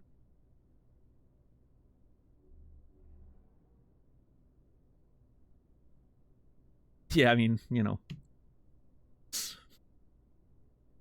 I think those are two different things, Primus, but I don't think that situation is directly related to Alan Wake 2 being not being available on Steam. To go back to your original point, but I understand what you mean. Hey, you never know. Everyone thought that Xbox getting an AI, you know, someone who worked on AI as a new CEO was going to be a disaster, and turns out I think she only made good decisions since she was made, you know, put at the head of the Xbox thing. Apparently, it's been great. She's actually like actively removing like AI features from Xbox, like the Copilot thing and all that. So sometimes people just do a job because they have to do a job, you know, and then they find something that they're a bit more passionate about, and everything changes. Never know.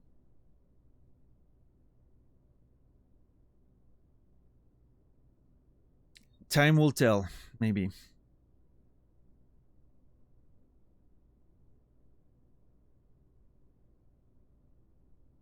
Maybe so, yeah.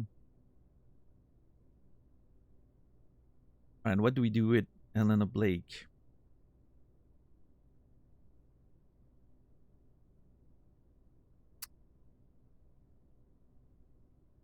I'm a little worried about the "I'm not done yet" option. I don't want to murder anyone, but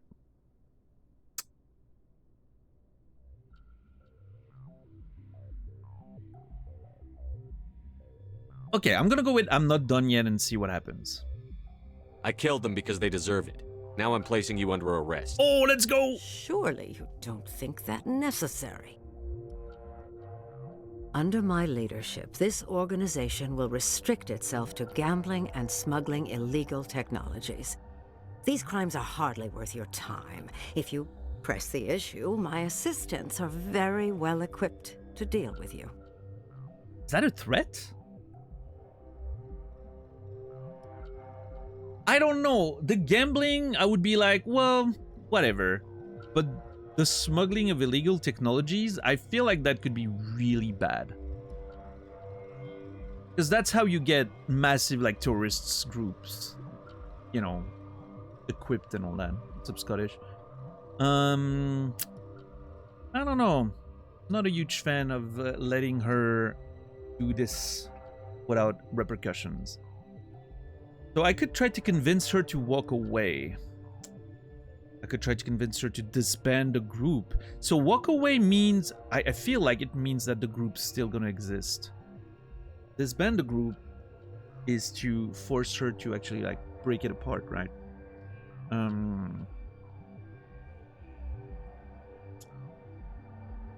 So I'm giving her a choice not to get arrested if she makes the right call here, right?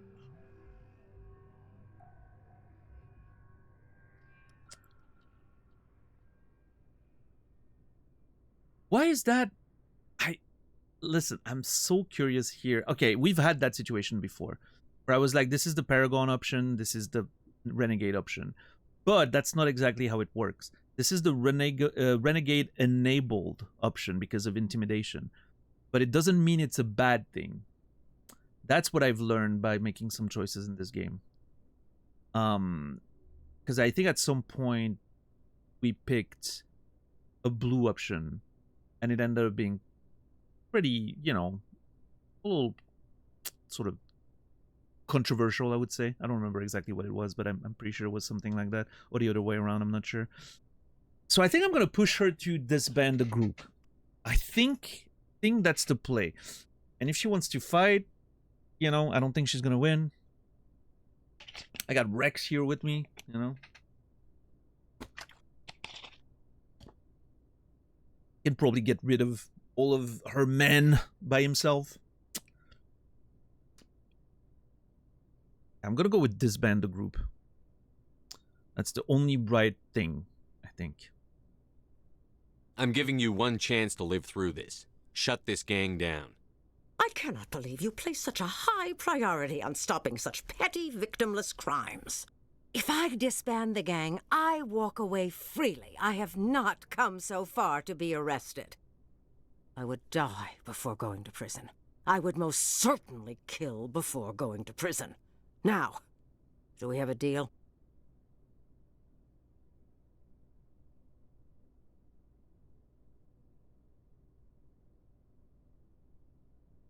Wait, I'm confused. I'm a little confused about what she's saying there.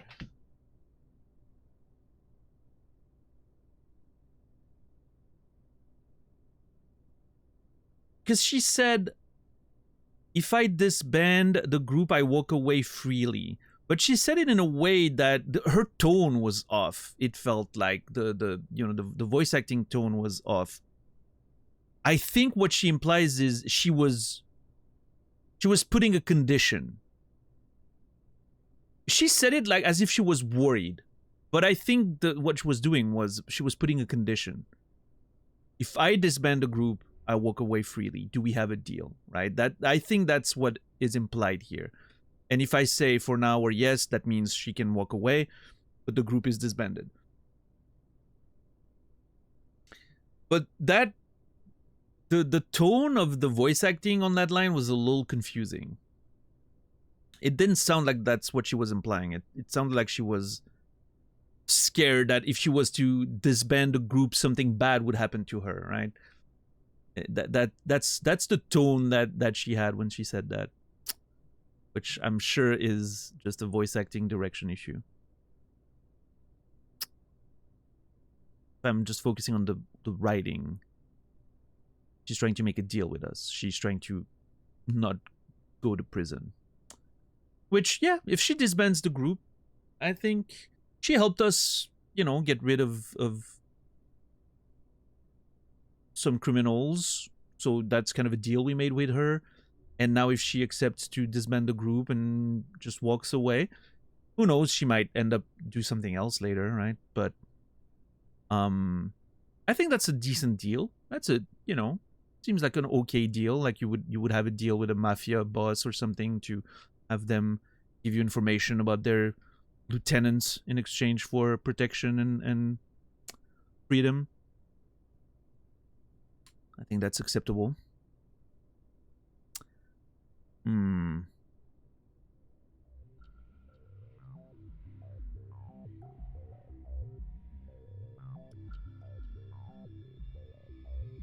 Yeah, I think I'm happy with that outcome if I understood the situation correctly at least. Let's go with 4 now, and hopefully that's everything is what I think it is. You're free to go. I don't ever want to see this gang again. If I do, You won't. I'm not so foolish as to break my word to a Spectre. Now, if you'll excuse me, my men become nervous in the presence of law enforcement agents. Goodbye, Shepard. Okay. That is one situation sorted. Without any bloodshed. Are those people gonna...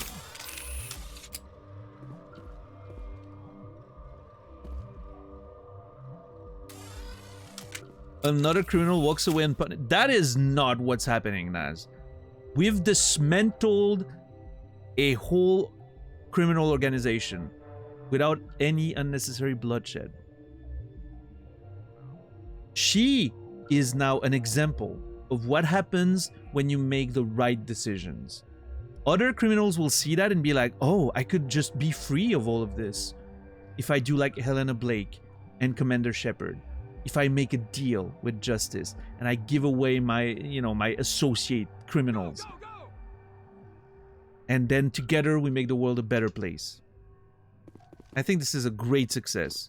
Also, it's funny that these people are still like, go, go, go, like as if there's a fight happening. But there's actually not. Oh. Cool armor.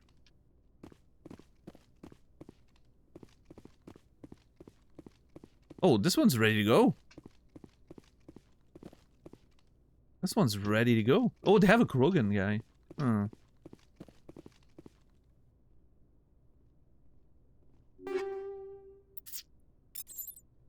You can do as much crime as you want, and then when it comes to time to pay the price, you just make a deal and walk away. Sounds familiar, actually. Yeah. go, go, go! It unfortunately does. But listen. It would only be bad if they could get away with no consequences. Literally no consequences. In this case, she had to give away her associates. She had to disband her entire gang. She doesn't walk away with no consequences. She has to give up on everything. And thanks to that deal, an entire organization's dismantled. You have to look at the bigger picture. No?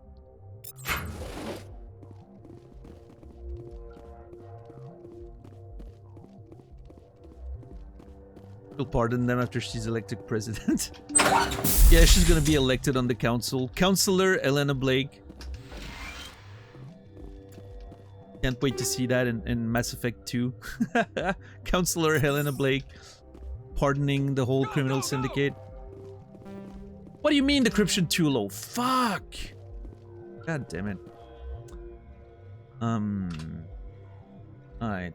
So I have to put one of my notes. What planet are we on? Amaranthine, I think. Fortuna, Amaranthine, Lucker, Decryption in Stronghold.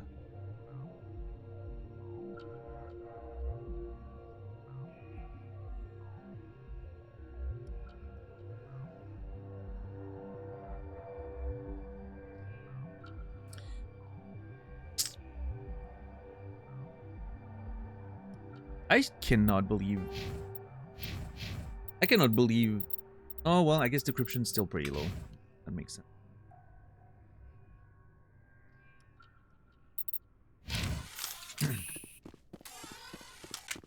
Anyway, you won't make me feel bad about the way I've dealt with this situation. No unnecessary bloodshed. A positive message for the community in general, you know. You can have a second chance. You can get a better life for yourself. You just have to give up on the life of crime, you know? I think this will have a rippling effect throughout the galaxy. that will make many other people give up on the life of crime. And overall, the galaxy is safer for it. Shut up!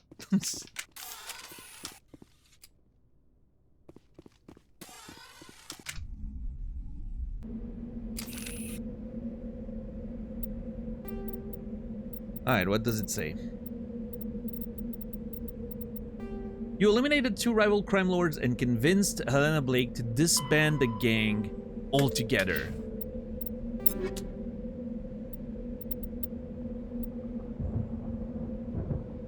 Magnificent. Daniel Shepard out there doing the work.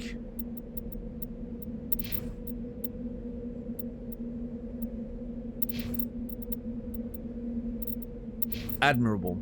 Admirable.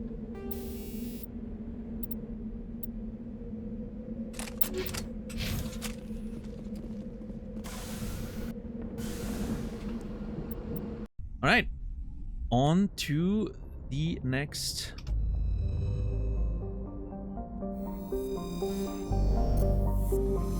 side mission, which will be in Strenus.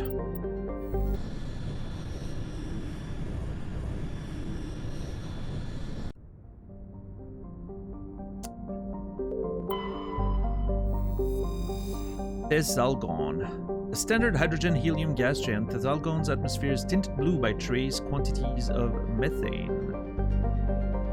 Okay. Zawin. That's the landing planet? Oh.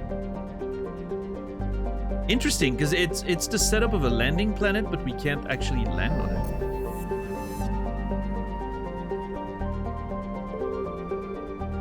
That's weird. Maybe we need a quest for later. What's up, Slug? Not yet. No, we're on our way. We have one more side quest to do here, and then we're going to Noveria.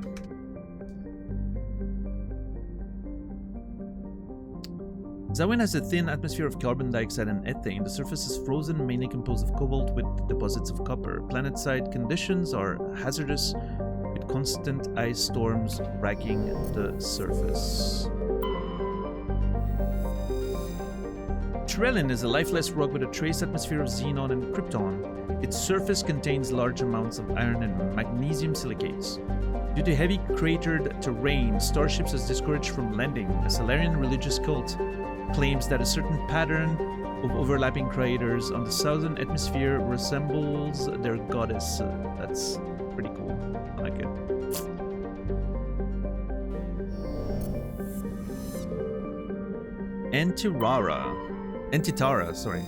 Antitara is a standard hydrogen-helium gas giant with traces of ammonia.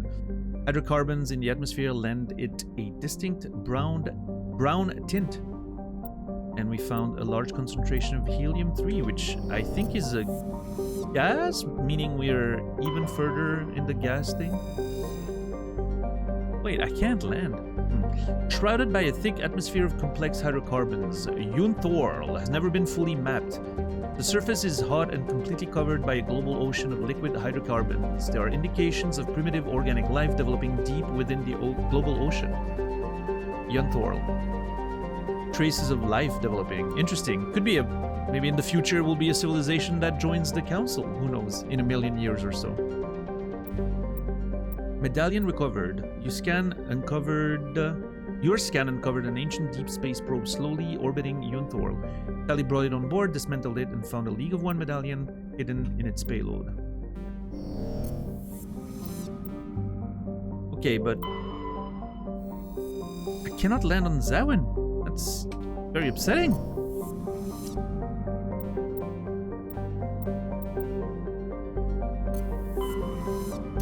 Where? Because we do have another side quest.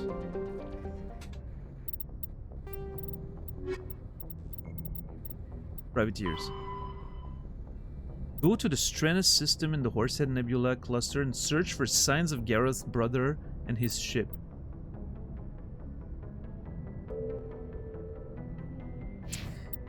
See, that's what I don't understand here. We are in the Stranus system. Oh!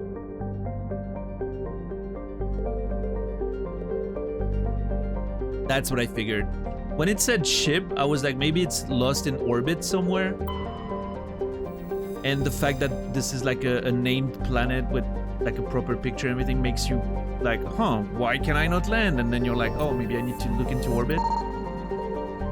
And there it is, the MSV Majesty. The Majesty is a Kowloon-class modular conveyor of human design. The ship is a derelict. All compartments are exposed to space, and the fusion plant is leaking. The damage is consistent with ship-mounted max accelerator fire. Registry, private owner, Captain Willem. A faint trail of radioactive particles, possibly exhaust from a sublight nuclear engine drive, leads toward the nearby planet of Zawin. Okay. And I'm assuming now we can land on Zawin. There it is. That was unnecessarily complicated.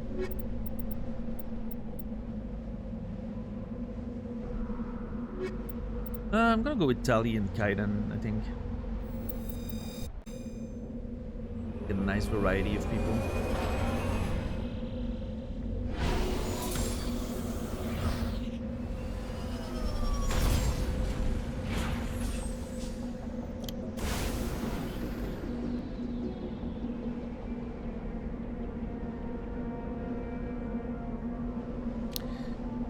Okay, that's a lot of POIs. Start here and do that. Zoop, zoop.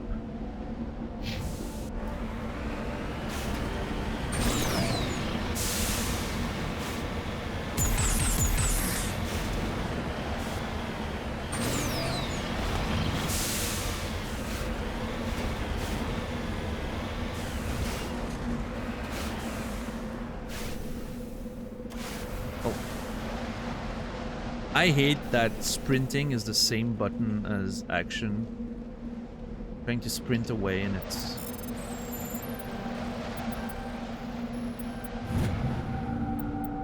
Fragment appears to be an old model freighter. Part of it is marked with the Chatty Outpost insignia. Yeah, see the gases? I have 8 out of 6 now. Clearly there's going to be more available than what I need, so I'm probably going to get both of them by the end of it.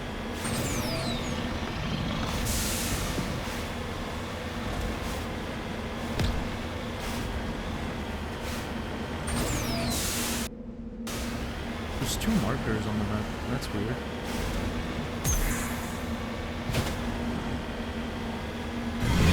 Oh, fuck. Okay.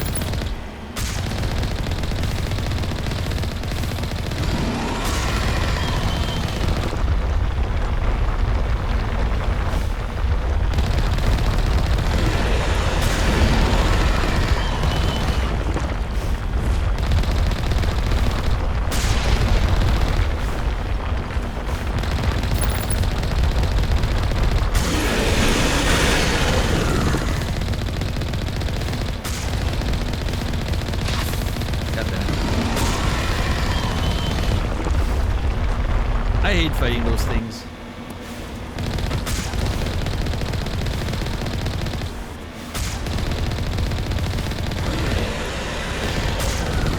God damn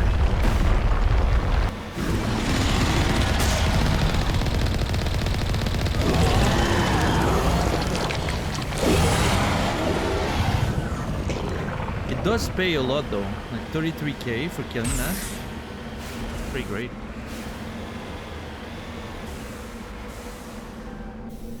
It's not a very fun gameplay.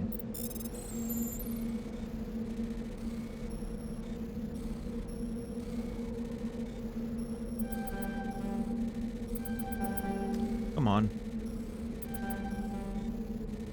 I have to do it again.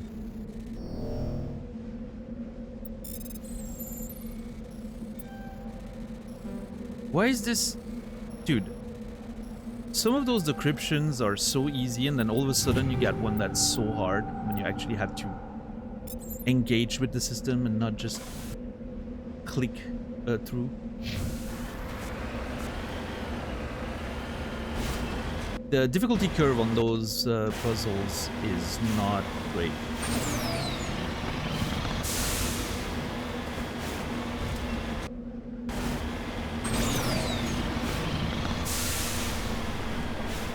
Someone asked earlier how I feel about collectibles in video games. I remember reading that, but not responding right away because I was talking about something else. I don't care too much for it. I'm not a big collectibles guys. I never look at achievements. I never, you know, really care about those small completionist things. Yeah, that's not the way I play video games. It's cool if I find things on the way, right? Especially if the collectibles actually have interesting lore and whatnot. Like, I would like the collectibles in this game a lot more if, for instance, the readings of the writings of Matriarch Dillinaga were actually pieces of text that you could read, right? That would make them a lot more interesting to me. Or, I don't know, if it all felt a little bit more meaningful, but just collecting numbers, that doesn't do anything for me. I don't care. I'll do it if it's on the way, but I won't look for it. It appears this person was trying to mark the nearby mineral deposit when he died or was killed. The nearby mineral deposit. Oh, right there. Nice.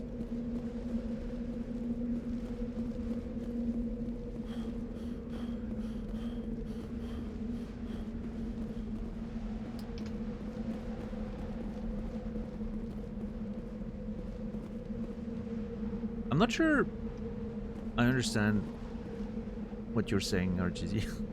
I'm trying to understand the context of what you're saying, but it fails. My brain's not connecting the dots.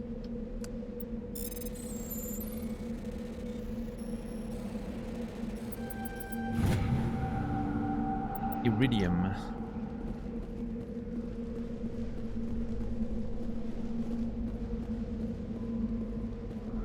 Big difficulty differences spikes on the locks.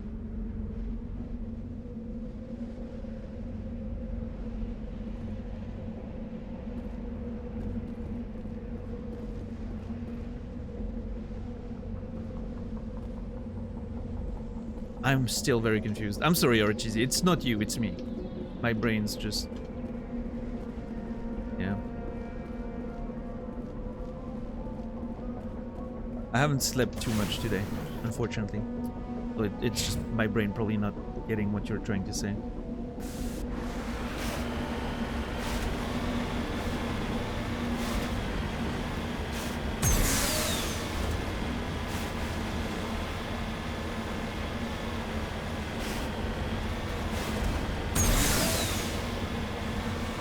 Not a good joke. Oh, I didn't even register that it was... my bad.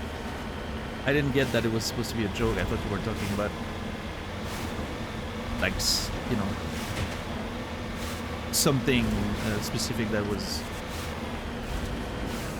I don't know. That's my bad. Brain.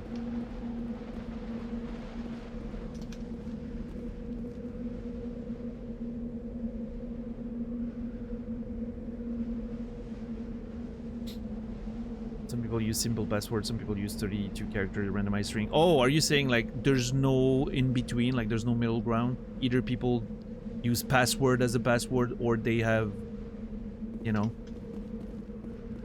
Right, okay. Now it makes sense. I get it, RGZ. Thank you for the translation. 10 bucks. There appears to be no one left at this camp. The generator is still functioning, but there are no signs of the former occupants. The camp's computer notes several locations of interest. Okay. Been there, been there. Well, there, and there. And then we're probably finding what we need. This is the Garroth stuff, right? Privateers?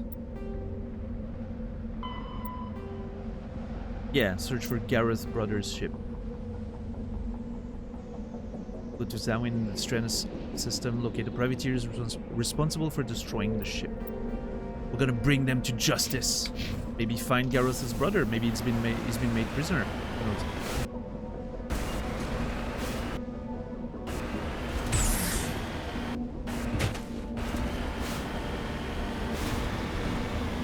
Are we interested in the state of play later? Ish. When is it happening?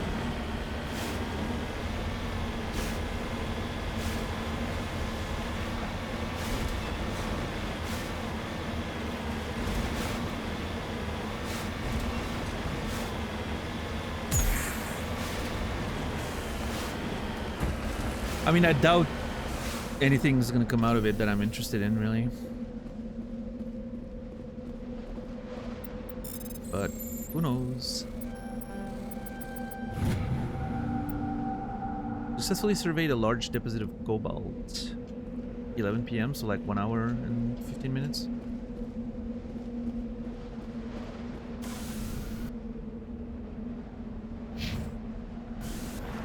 I'm assuming you are using my time zone because you didn't specify anything.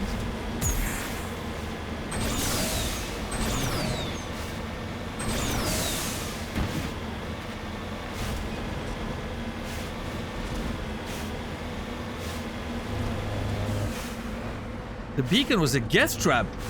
Oh no. What are the Geth doing here?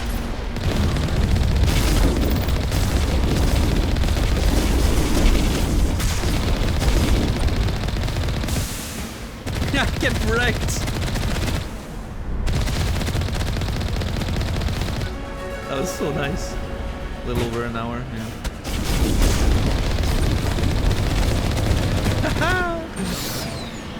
Who needs GTA? Look at this.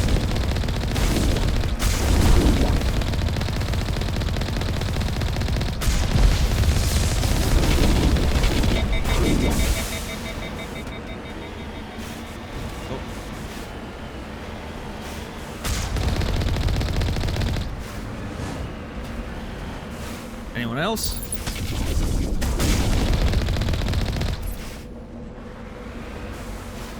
You're in the size zone so we can. Yeah.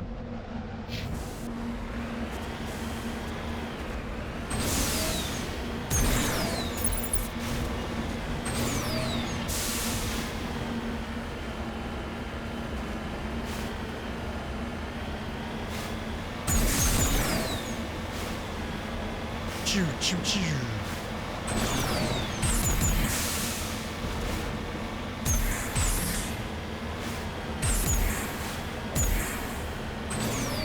Why are the Geth here? I wonder if it's just a random, you know, hey, let's put an enemy for the player to fight, or if there's actually like a story reason. It'd be interesting to figure out. Whoa, that was so masterful unintentionally.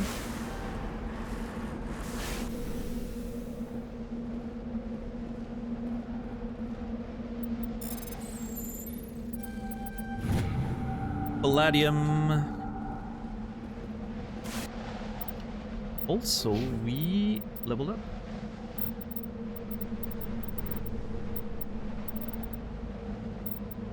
Let's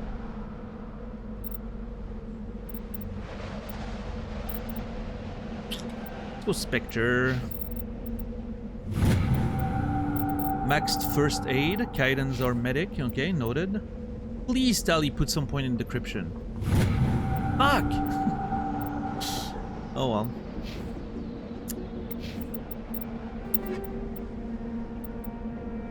That's what you get when you let your companions be their own characters.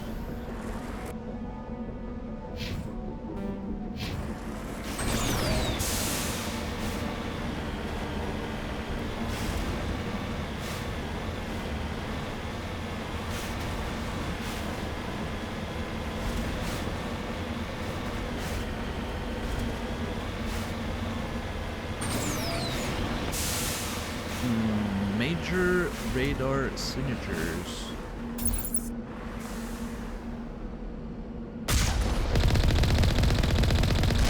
Defensive turrets, okay.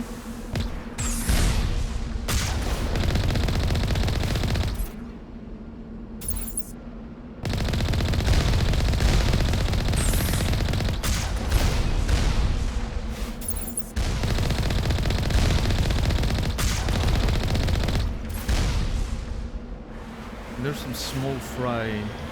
It's like... Oh. I just love the impact of those weapons on those, like, little enemies.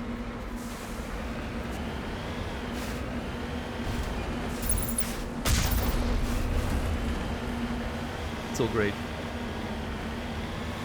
One more.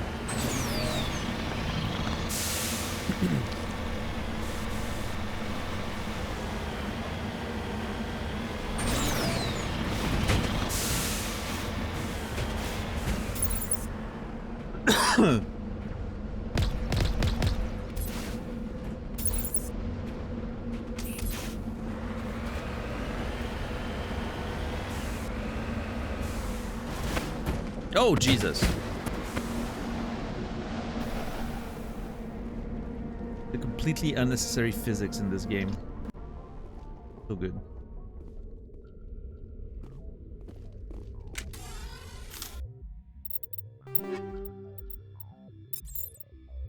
I don't think we've equipped Kaiden. Yeah, I was gonna say. I don't think Kaiden's had an upgrade in a long...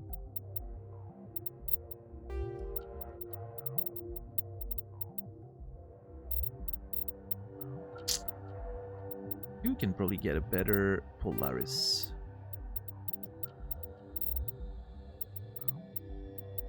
Nope.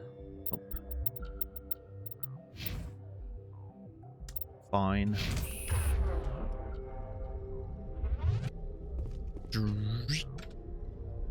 Looks like it's gonna be a big fight.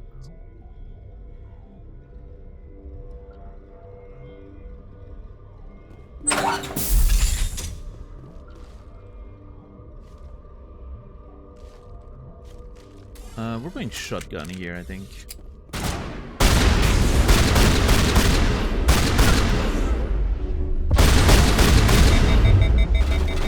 God damn it. Cover. God. Jesus!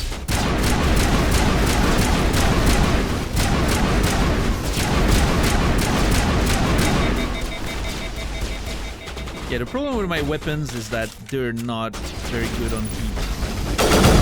Oh, that was good.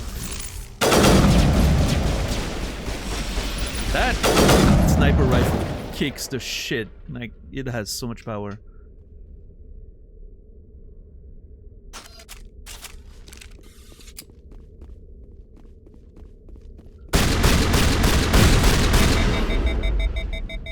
Yeah. Like pre-firing corners like this is Call of Duty. Crazy.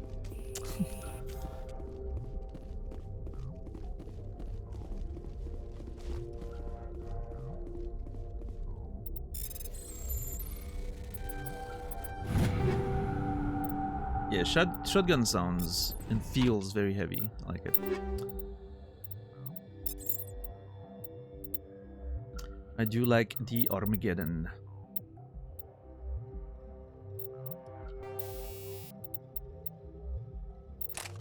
Energized weed. Okay, we already have it. Well.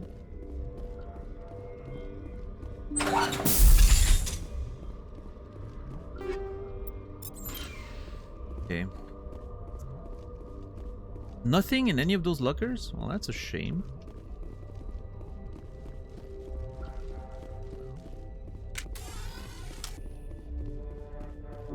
Good as new.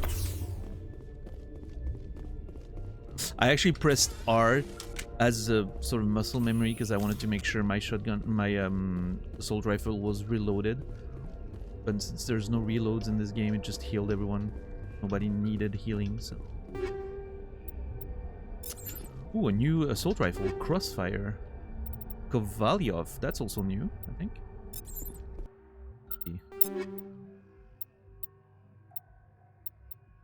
Ooh. Those are stats. Better stats than the Thunder. By Armax Arsenal. The Crossfire is a state-of-the-art precision rifle favored by elite Turian military. Semi-automatic rifle with excellent accuracy. I might enjoy that, actually. Gotta try it.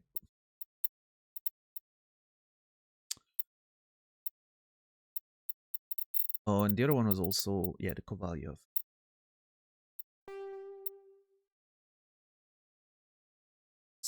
Accuracy suffers slightly due to larger size of the rounds when compared to other assault rifles. Okay, let's see. Yeah, it's very similar to the one I was just using, except it's a little more powerful, so might as well.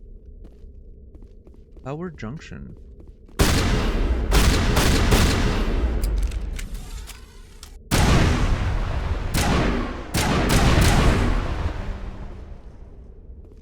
Not sure why I'm doing that, and if it does anything, but I'm doing it.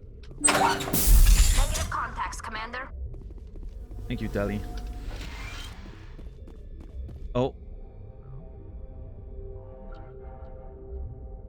Well, looks like Garroth won't see his brother again.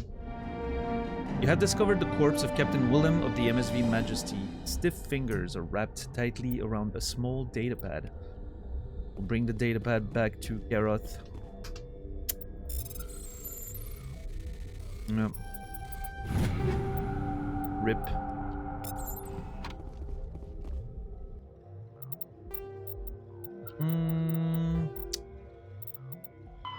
Talk to Garroth, yeah.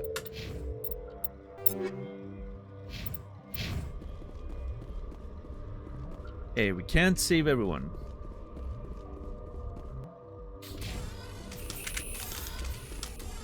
Sometimes, you know, no matter how hard you try, you cannot save everyone.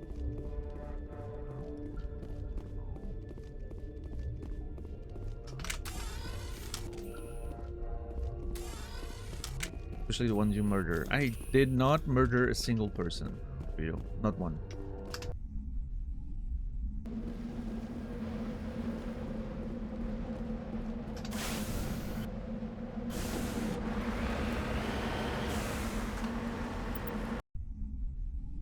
Some closure, yeah. Hopefully. All right. Well, let's look at our personal map.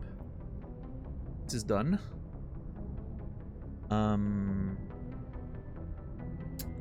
Still have the last system, which is where Noveria is. That's good. Slowly chipping down at all of this nonsense.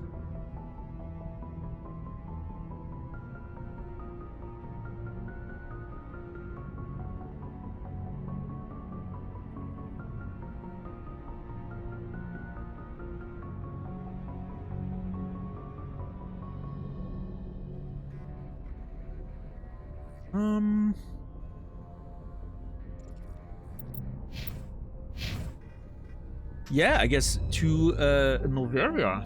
To Noveria. Which is the last of the first 3 main assignments we got, right? So pretty good in the system of packs. Let's go there.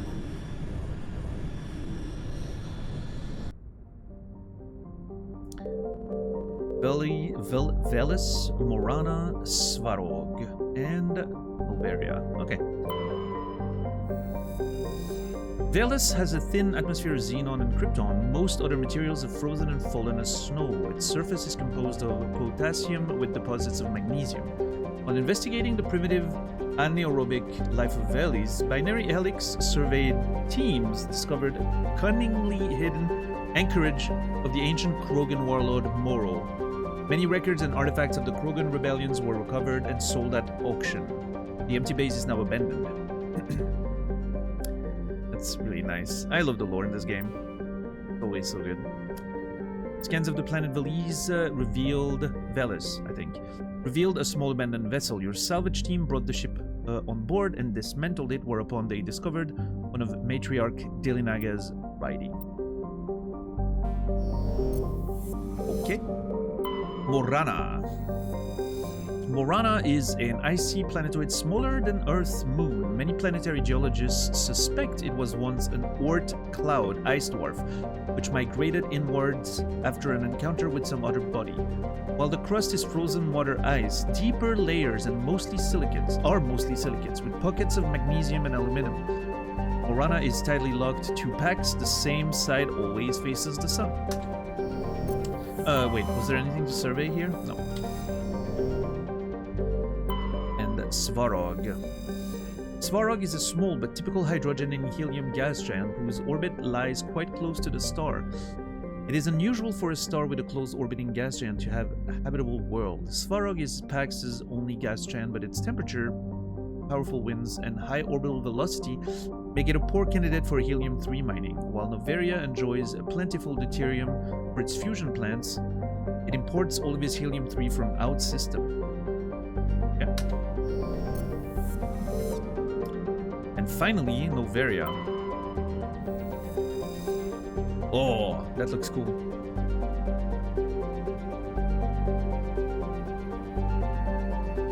Noveria is a small frozen terrestrial world, barely habitable by conventional definitions. It is privately chartered by the Noveria Development Corporation, lease out labs to perform research too dangerous or controversial to be performed elsewhere. Given Noveria's unique situation, it is the source of many wild conspiracy theories. Yeah, I remember when we read the codex on the different planets at the beginning of the game, that was the one that I was most excited to explore, so I am very excited to finally be here.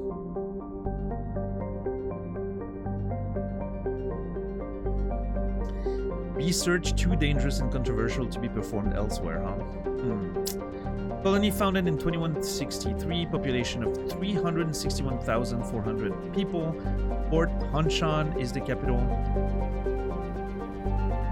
Pretty low surface gravity, okay. -1 Celsius, perfect. I want to live there. This is the perfect planet for me. It sounds great. Which, by the way, reminds me that before we land, I should open my window. It's not been too warm today, which is nice. I'm still gonna open my window, so I'll be right back. Give me 30 seconds, and then we will land on Noveria. Thank you guys for being here. I'll be right back.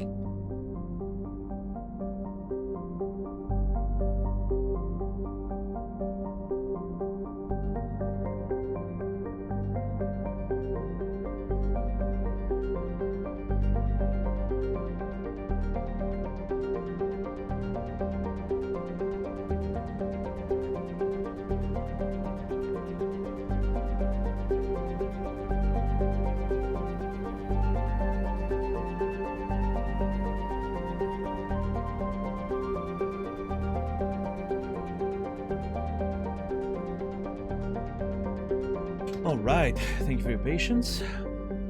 52-hour days, how long would a Daniel Mad stream on this planet? I mean, I don't know, depends on a lot of factors.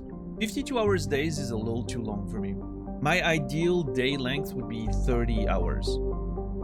20 hours of, you know, awake time and 10 hours of sleep every day. That would be ideal for me. I would love that.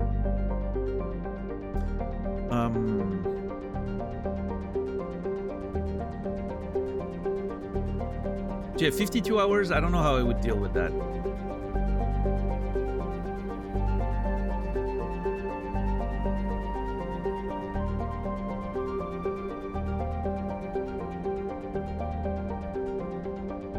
I would probably end up like staying awake for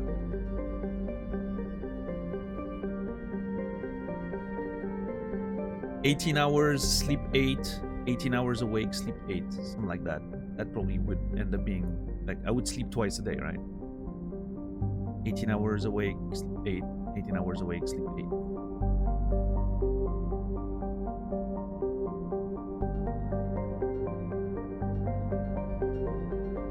And I would have 2 streaming sessions or something. I don't know how I would deal with it.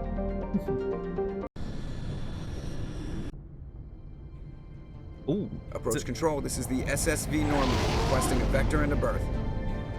Normandy, your arrival was not scheduled. Our defense grid is armed and tracking you. State your business. Citadel business. We got a Council Spectre aboard.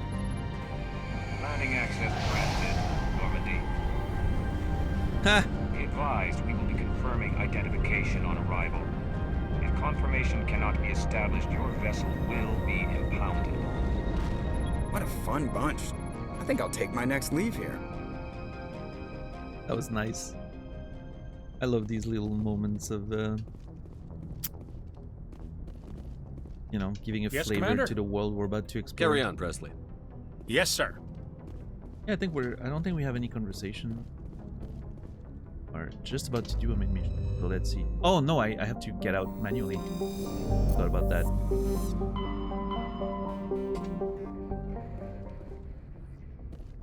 So, okay, let's go back to the journal for a second. The Council has received reports of Geth interests in the corporate research colony of Noveria. The Council needs to know why. So there is a chance the Geth have been here or are currently, like, Saren might be negotiating with the people of Noveria. Maybe... Because this place is a corporate research and development sort of, you know, complex, like planet. Is maybe do they have like some Prothean artifacts they're working with, like they're researching in a secret facility or something, and Saren wants to find that maybe? Commander, something you need? I have to go. Alright, see you. Alright, see ya. So yeah, I'm curious. We're gonna take Liara, I think. Seems like a research facility is a good Liara location, right? You'll be right at home. Ooh, the music bangs here. Hold on. Oh!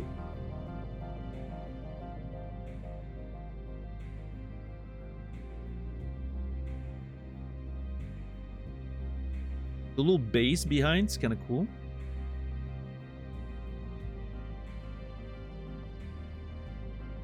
Oh yeah, this might be one of my favorite like musics outside of like the title screen and the map.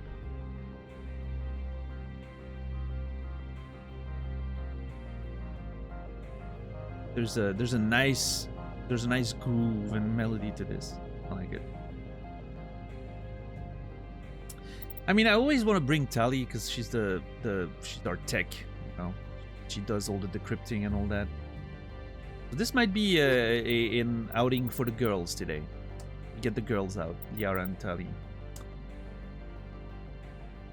Shame. I would love to bring other people with me, but ow! Oh Jesus.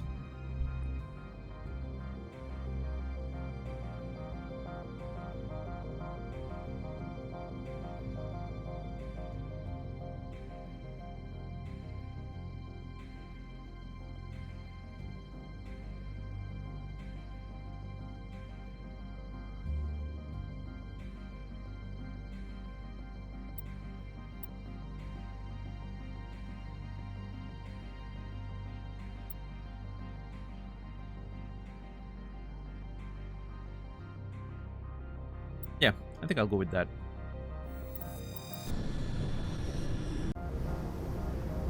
Equalizing interior pressure with exterior atmosphere. Logged.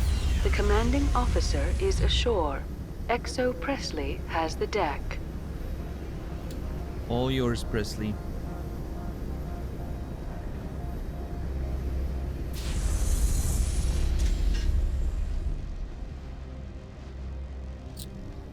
Okay. What is this thing? Is it scanning me?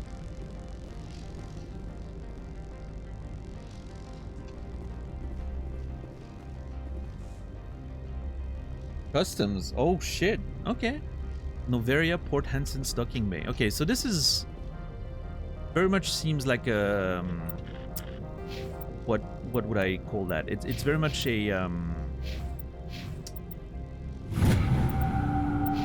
it's a city, like it's a town sort of location.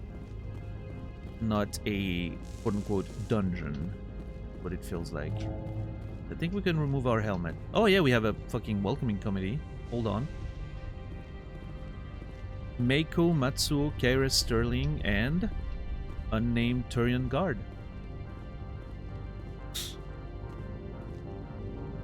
That's far enough. Jesus! What's happening with these people? We'll cooperate. Can I help you? Step aside. Can I help you? Something wrong, officer? You better hope there isn't. This is an unscheduled arrival. I need your credentials. Well, okay. Listen. I'm a Spectre. I do not need to announce myself.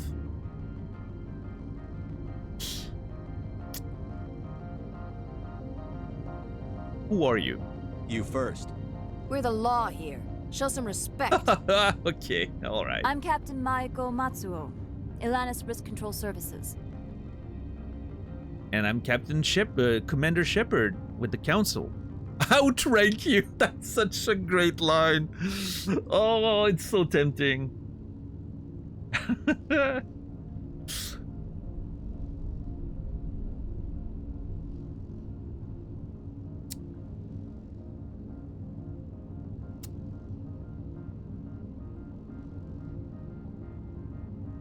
I'm gonna go with I'm with the Council. I'm a Spectre. My name is Shepard. Load of horse crap, ma'am. We will need to confirm that. Also, I must advise you that firearms are not permitted on Noveria. Oh. Sergeant Sterling, secure their weapons. Oh! Hold! It would not be wise to search for the Geth unarmed. Jesus! That escalated quickly.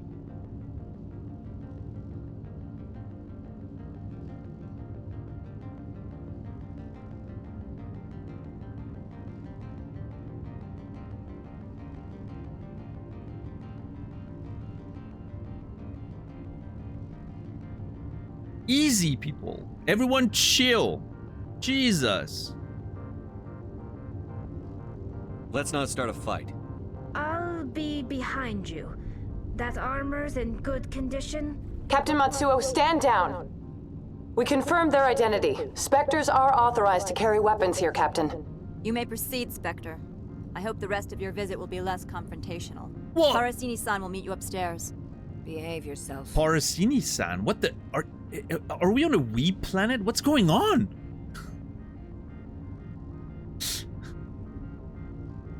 Oh, I guess she's Japanese, right? Meiko Matsuo. Okay, never mind. This is not cultural appropriation. Never mind. I was like, what the hell's going on here? I like that she's like, I hope the rest of your visit will be less confrontational. Well, yeah, if you don't try to, you know... If you stop confronting us, it will be much less confrontational. Bitch.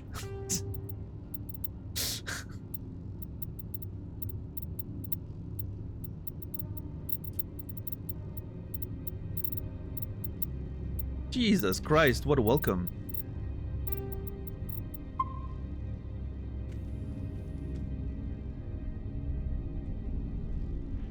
Yeah, I mean, we don't know the culture there, right, Vicarian? Maybe it's a thing. I don't know. It's sci-fi fiction. I'm not trying to question those things too much. Get out of here. That Keira Sterling does not like me. If anything goes wrong, Keira, and the Geth start attacking, I will save you last. I just want you to know that. Yes, that's right. You heard me.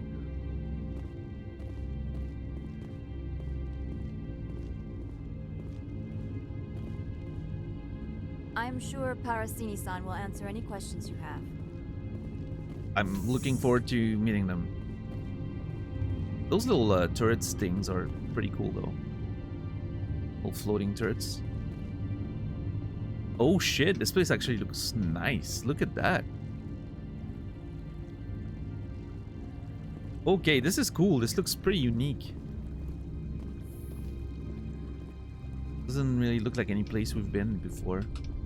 I like that. Yeah, Keira does not like me. Keira Sterling, I think her name. She does not like me one bit. Okay, proper customs. Hello, nerds. I like their outfit. Jesus. Don't mind the phones. Yeah, I mean, yeah. I am Gianna Parasini. Oh my god, that's so loud. Assistant to Administrator Ananias. We apologize for the incident in the docking bay. Thank you, Gianna Parasini. I accept your apology. At least someone shows some accountability around here. Thanks for getting us through. I appreciate you. I appreciate your help. Yeah. You're welcome. You understand our security chief was only doing her job. Well, One of my duties is orientation of new arrivals. Do you have any questions? yeah, she was doing her job, but she could do it better. See, that guard lady, chief of security or whatever, that's the type of person that gets the job done, right? It's not enough. Gotta do the job well. That's right. I said it.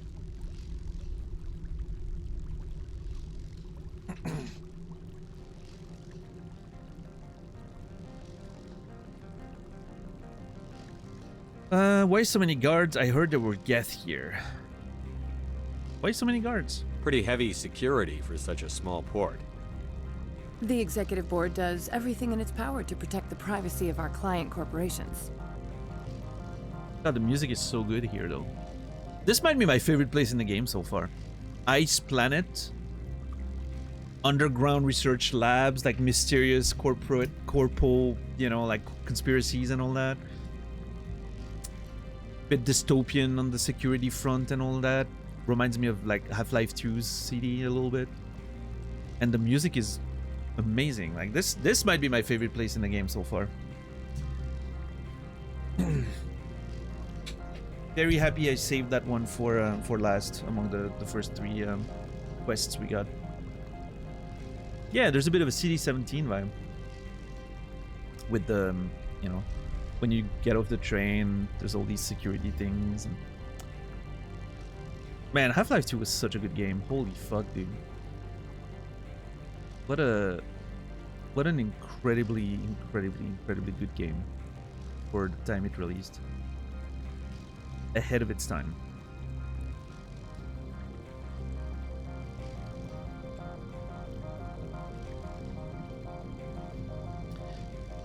The exec board does everything in its power to protect the privacy of our clients. Well,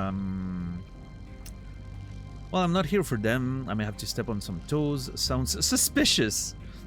Yeah, I mean, ultimately, I'm not here for them.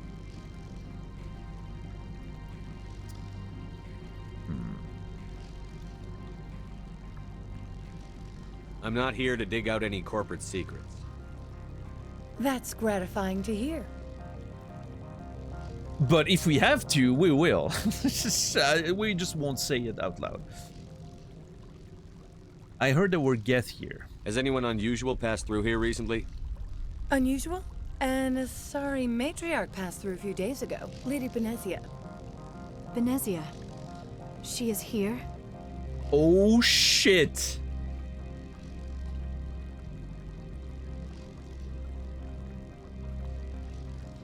That is interesting. Why would Saren send Lady Benezia here specifically? Some old Asari secrets, maybe, to uncover? Very good that we have Liara with us. I would have, if Liara wasn't in the team right now, I would have immediately went back to the ship to bring her. Probably. She's a dead woman. No. I need to talk to her. She left. I need to talk to her. Can I speak with her? Benezia left for the Peak 15 research complex days ago. To the best of my knowledge, she's still there. Oh, shit. Okay, this is getting juicy right now.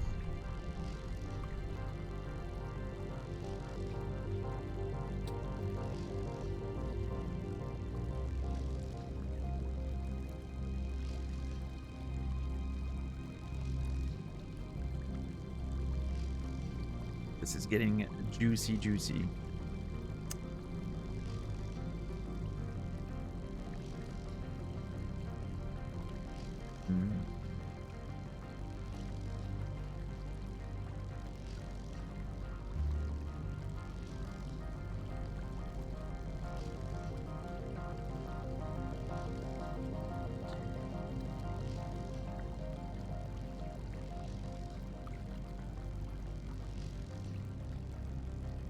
I will require your cooperation. Good. Give us directions and we'll be on our way.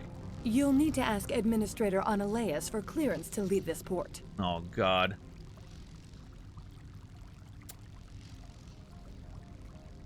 Administrative nightmares. That the kind of exciting gameplay everyone wants to everyone wants to deal with. Administrative nightmares.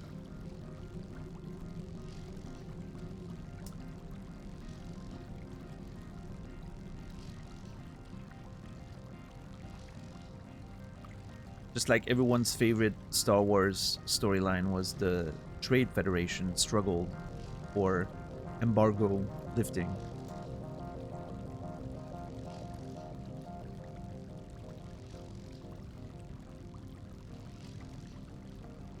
Where's Analeas?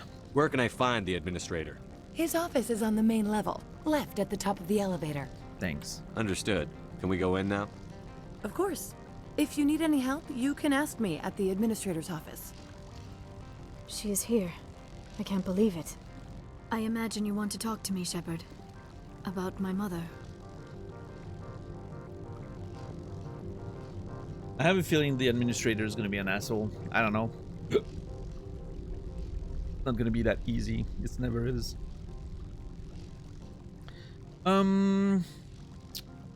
I can't trust you. Can I trust you? Don't worry. Can I trust you? We talked about her before.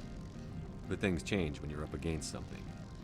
If it's her or me, who would you shoot? Holy shit! I meant what I said before. Her actions are wrong. If you would feel safer leaving me on the Normandy, I will stay. Oh. But I would like to see her. Maybe I can persuade her to come peacefully. Interesting. We get a choice of sending Liara back. Ooh, that is interesting. That makes me believe that this might have an impact on potentially the encounter with Venezia. Maybe even negative impacts. I'm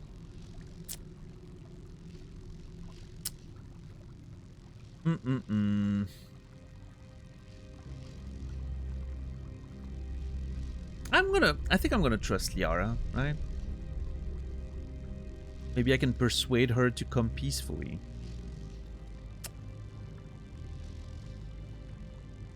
You know what this music reminds me of?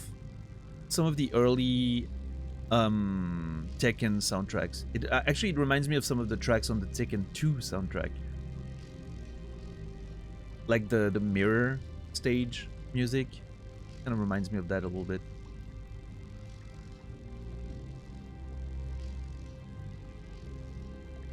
Sort of that, you know, even though it was almost 10 years after, but it was like a similar vibe.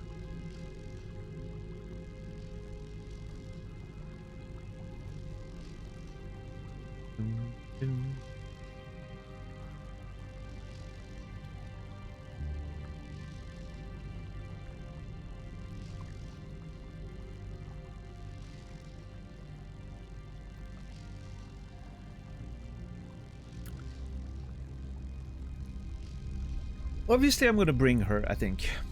I'm just not sure if...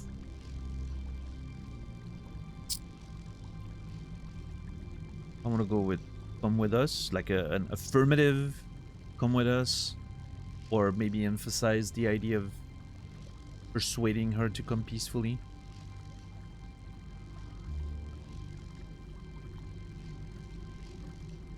Yeah, no, I'm going to be encouraging. Come with us. I hope so. I accept your word, Liara. Let's get going. Yeah, that's good. Thank you, Shepard. That means a great deal to me. Of course. Of course.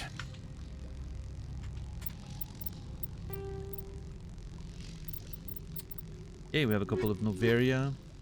You discovered that Matriarch Benezia is on Noveria, but she's left the public port area. In order to proceed, you will need to get a pass to the garage. Administrator Unlace has denied your request for one, but there may be a way to persuade him or another source. We don't know that. Jenna said to speak with Administrator Unlace to leave Port Anshan. His office is upstairs. The game's spoiling itself. It's getting ahead of itself. Let me guess. We're gonna go to Unlace and he's gonna refuse a pass for us to pass. Matriarch Benezia, a top advisor to Saren, is on Noveria. If you can capture her, it is likely she has insight into his plans. A remote complex called Peak 15. You need to drive out and investigate. Alright, well. Let us get to work. Can I talk to this guy? No.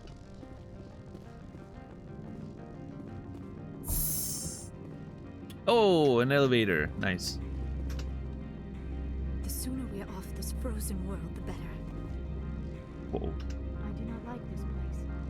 Too many dark secrets. I love this place. So many dark secrets. I feel the opposite way. The appeal of winter wears thin very quickly. That is not true. Okay.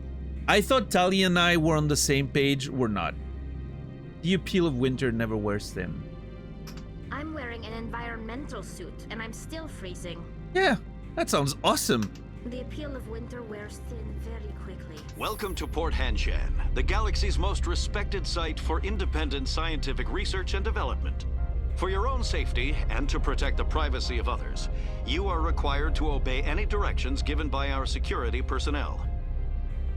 If you have questions or concerns, our friendly administrative staff is always available.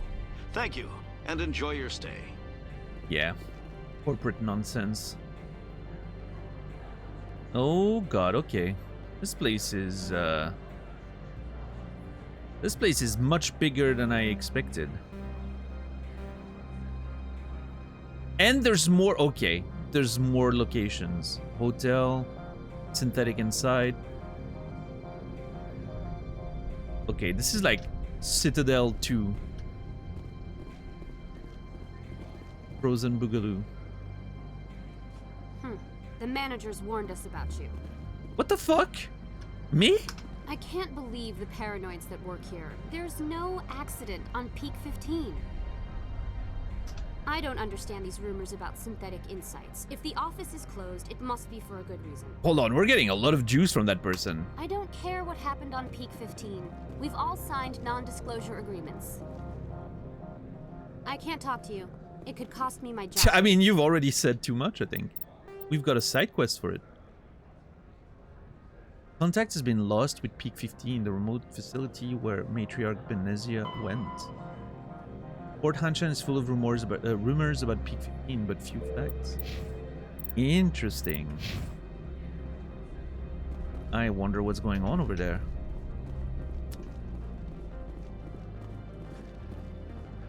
Merchant Uphold.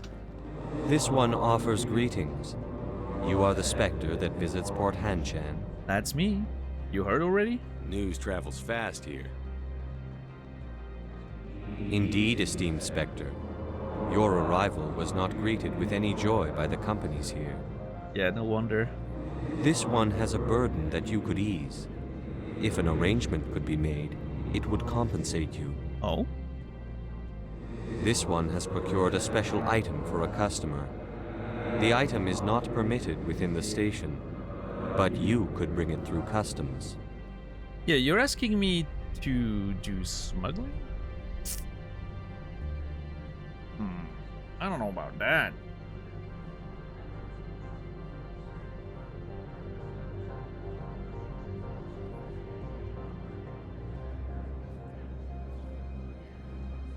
You want me to use my status to smuggle for you? That is not inaccurate. I won't carry anything if I don't know what it is. This one must be discreet. Rest assured, the contents pose no threat to anyone within this port. Well, then just tell me what it is. I want to know where this package is going. This one's customer prefers to remain anonymous. See,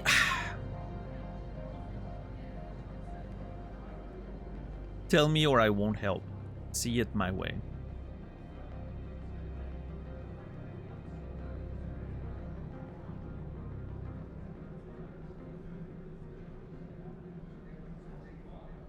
Yeah, tell me or I won't help. I'm not about to get, you know, those Hanar, man, they look so like peaceful and inoffensive with their speech and all of that nonsense. They're cunning little assholes, these Hanars. I think they're using their sort of the vibe they project to manipulate people. And I'm not here for it. I am not here for it. Tell me or I won't help. Your customer would prefer to have his package. Tell me who it's for, or I walk out. Your words are not unreasonable. Thank you. The customer is the Krogan called Inamorda. That one is a bounty hunter of some repute, and quick to anger. You understand this one's urgency. That other grows restless from the delay. A Krogan, huh? Bounty hunter. Now I'm really worried about the content of the package.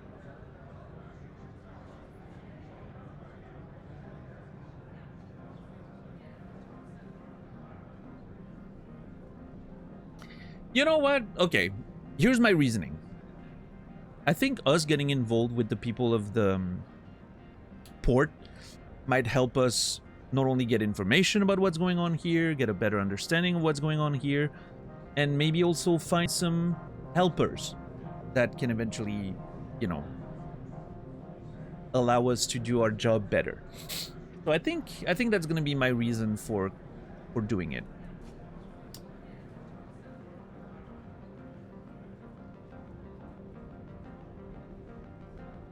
I have no problem with that. This one humbly thanks the Spectre. I have no problem with the that. The package will be delivered to your vessel. All you need do is bring it to this one. Sure. Please do not mention this to Administrator Analaeus. That one would levy fees.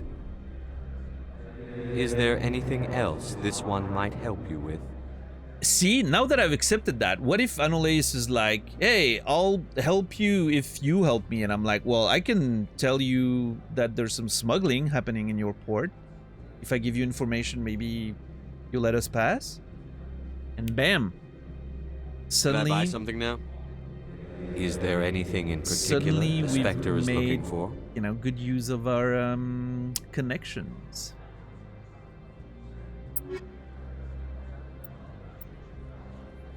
I have 1 million credits.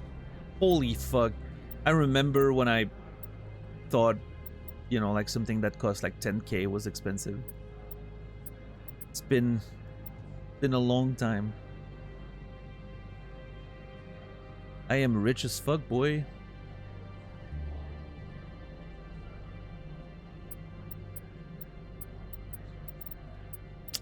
And I'm not gonna buy any of this. Greetings, Spectre. Have you brought the package? Of course. This one apologized. Scram rail. Huh. Pretty good.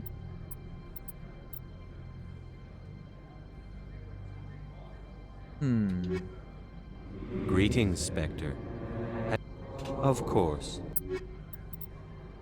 Any permits? No, not even that. No permits whatsoever. Okay.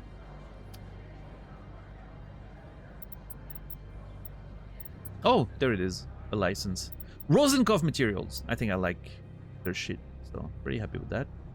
And it's very cheap.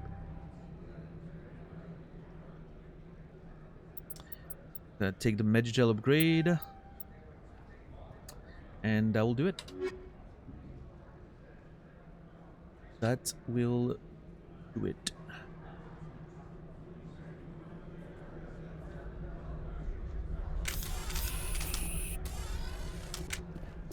Alright, so let's see what that journal entry says. Opold asked your help to smuggle a package through customs. You've agreed to help Opold. This package has been left outside Normandy in the docking bay.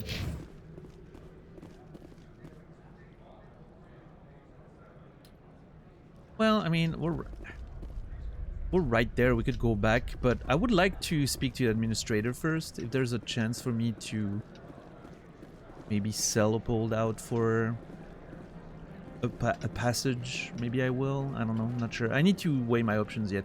Oh shit! Look at that. The blizzard outside. That looks really nice. This place is really cool. This is by far my favorite place in the game so far, I think. I like the vibe of it. The dystopian corporate nightmare with the mystery that comes with it. And just like the frozen landscape and feels like it's cold, and I love it. Prices are insane. Yeah, I know, Credo. You're the Spectre, right? Management told us not to talk to you. Which means you will, of course, right? They say there hasn't been an accident on Peak 15, but everyone knows. Something weird is going on at the Synthetic Insights office. The administrator shut him down. Okay. Peak 15 has a bio and cyber hazards lab. If there's a problem, they should nuke it before it spreads. Oh. Okay. Bio and cyber hazards. Sounds like some Geth nonsense to me. I'd ask you out for coffee, but I have to work late tonight. And I might get fired for talking to you. And the coffee here sucks. It's the stash, people. It's the stash. You can't control it. I'm telling you, it's a curse.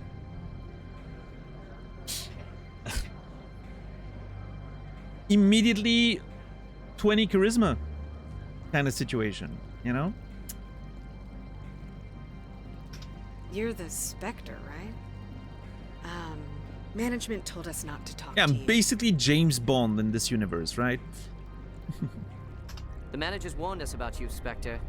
Alright, so you have something to say about Peak 15 twice, and then Synthetics or whatever it's called? I can't believe the paranoids that work here. There's no accident on Peak 15. Okay, that's Peak 15-1. I don't understand these rumors about Synthetic office, Insights. yeah. If the office is closed, it must be for a good reason. I don't care what happened on Peak 15. I love that We've they all signed say the same thing in the same order, just with a slight, I can't talk to you. you It know, could cost me my job. a very tiny difference in phrasing. The managers warned us about you, Spectre. You don't want to take me out for coffee? Okay. It's Pride Month, you know. Gotta live with the times, man.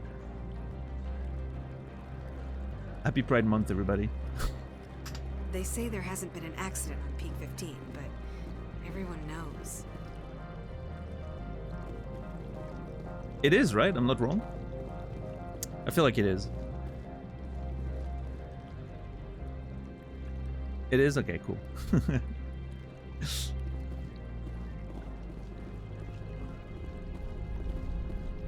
I haven't really heard any mentions of it this year, though. I wasn't too sure for a second. I'm on duty, Spectre. I shouldn't be talking to you. Anything to say about Peak 15? If Sergeant Sterling catches me with you, she'll, I don't know, crush my trachea with her brain or something. Wait. Hold on. Can we talk about the details of that? How do you crash a trachea with a brain? Some of the guys do side jobs for the administrator. I'll only do what Captain Matsuo says. I like that he's scared of Kyra as well. That Kyra is a... seems like a little, you know, painful little nuisance. You know what I could go for right now? A donut. Do you know what, my man? Me too. I could go for a donut right now. Holy fuck. I haven't had a donut in... I don't know when's the last time I got a donut. Maybe 2 years.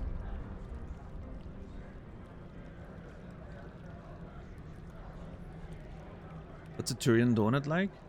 Same as a normal donut, I guess. A freshly made one from a mom and pop shop.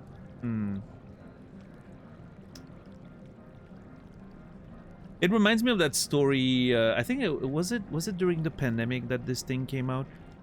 That little shopkeeper, that donut shop dude, that had his wife.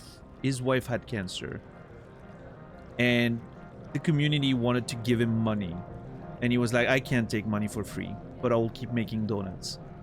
If you want to support us, you know, just buy donuts from us or whatever." And literally the entire community were from his, like, the town where he was in, showed up every morning and bought his entire donut stock in within 2 hours of opening the store.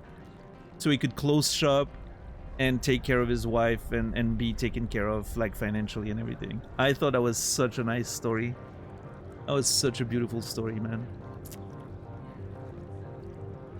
Dude did not want to take free money from people, so everyone just started literally buying him out every day within the first hours of opening, so he could spend the rest of the day taking care of his wife. Beautiful. How are you today, Kaiser? I'm keeping an eye on that Krogan at the hotel. He's a mercenary. Name of Ina Morda. Okay. Mercenaries at the hotel. That's good to know. Come on. I could get fired for talking to you. I mean, you're the one talking. I'm on duty, Spectre. I shouldn't be talking also, to you. That dude's face, facial, paint or whatever, it's so freaking cool. Look at how badass this guy is. Holy crap. If I was a Turian, I would hope that this is the way my face looks. This is so much cooler than Garrus. Love it.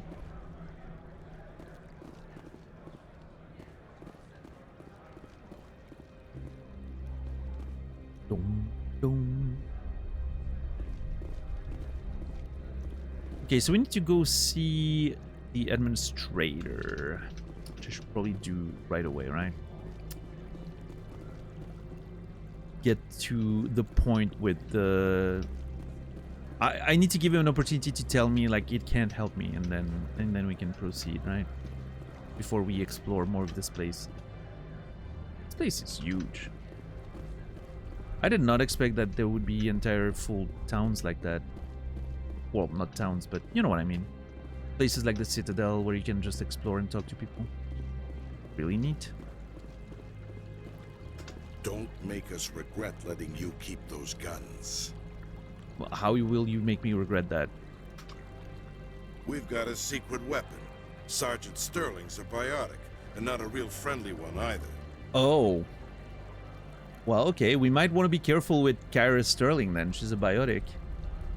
Good to know. You better toe the line with the administrator. If you don't, you might end up like Lorik Keene. People love talking in this place. Lorik Keene? There are people all over this plaza you can chat with. I'm on duty. Jesus, I didn't mean to do that. Sorry. Noveria is private property. Remember, you're here at the board's sufferance. Don't make us regret letting you keep okay, those Lorik guns. Keene. Something happened to someone named Lorik Keene. Yeah, I like the Turians in general. I think they're really cool.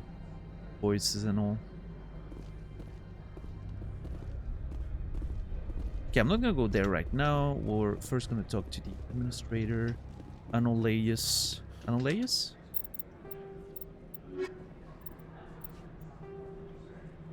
Anoleus.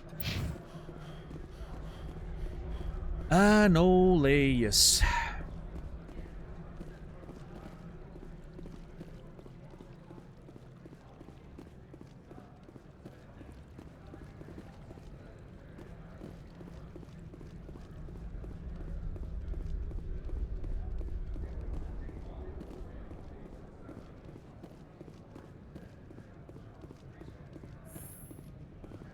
Cool.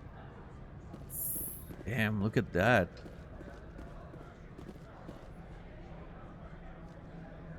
Imagine how nice it would be to have a little apartment in this complex with a nice little chimney fire, and a nice sofa, chill music playing. You can read a book, and there's a blizzard outside, and you're warm and cozy under a blanket.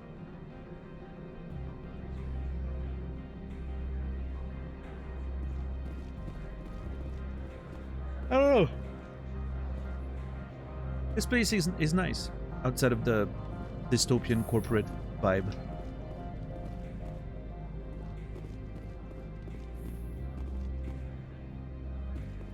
Whoa, those are so surprisingly detailed keyboards.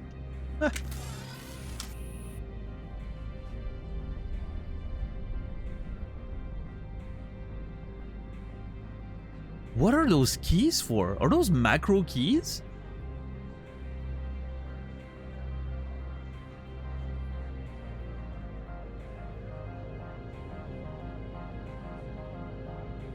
That's a very weird keyboard, actually.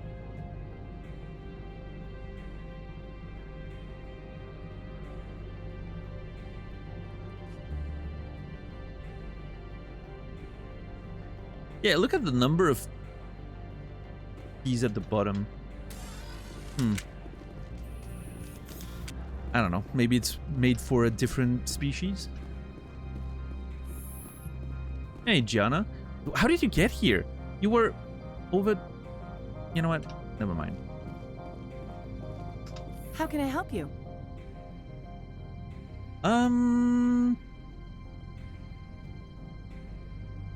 Lab facilities. How large are the facilities here? We have 17 research complexes built into the mountains. Each is a self-sufficient facility housing a staff of hundreds. Okay.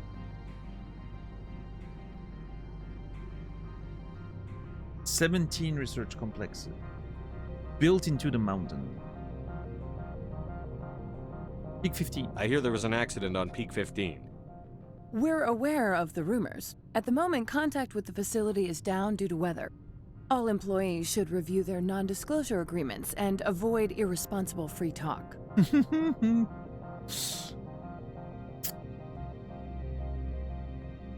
Who has offices on Peak 15?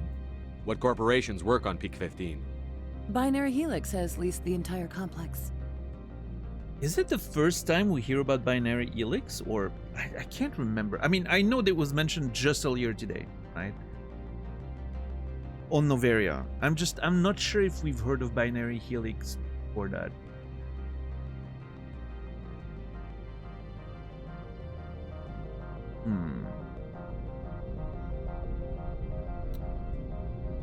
Binary Helix. Weather? You're joking. What kind of weather cuts modern communication? A blizzard is sweeping the Scotty Mountains right now. Between the cloud cover and heavy snow, the satellite uplinks are cut. Feels like you're ignoring the problem. So, everyone shut up and keep your heads down? Loose lips sink third quarter profits. You have a more blunt way of speaking than is common here, Commander. What a line. That is such a great line.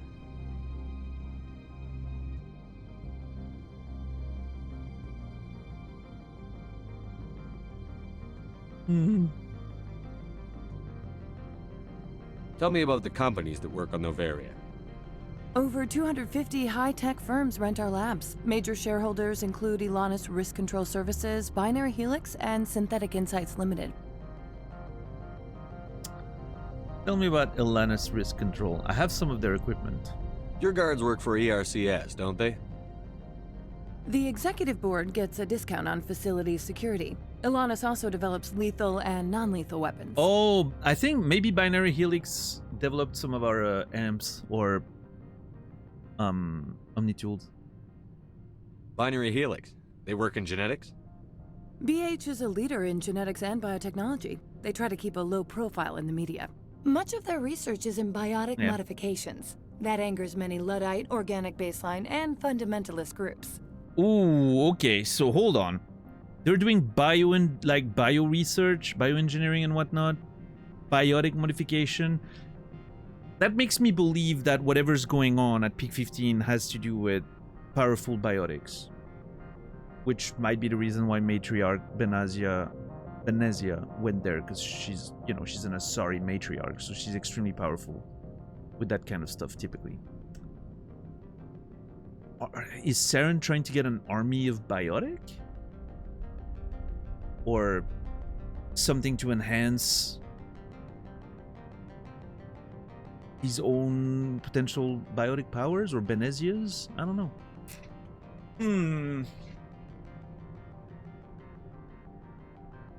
What about synthetic insights? Haven't I seen synthetic insights in the news lately? They're one of only 4 corporations licensed by the Citadel Council to develop artificial intelligence. They attract many protests. No agitators have ever breached our security. That's why they invest heavily here. Let me... Haven't I seen synthetic insights in the news lately? They're one of only 4 corporations licensed by the Citadel Council to develop artificial intelligence. Okay. They attract many protests. No agitators have ever breached our security. One of That's why they 4 invest heavily. corporations allowed to develop artificial intelligence.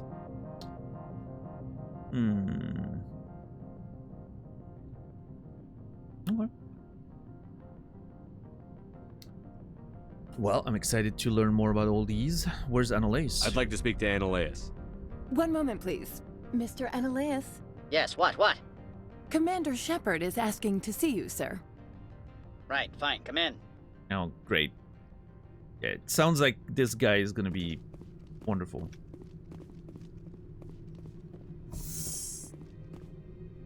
Oh, he's Solarian. Can I hack your safe, sir? No? Okay. You will excuse me if I don't stand up. I have no time to entertain refugees from that urban blight called Earth. Whoa! Okay. And then they want us to not have confrontational, you know, interactions.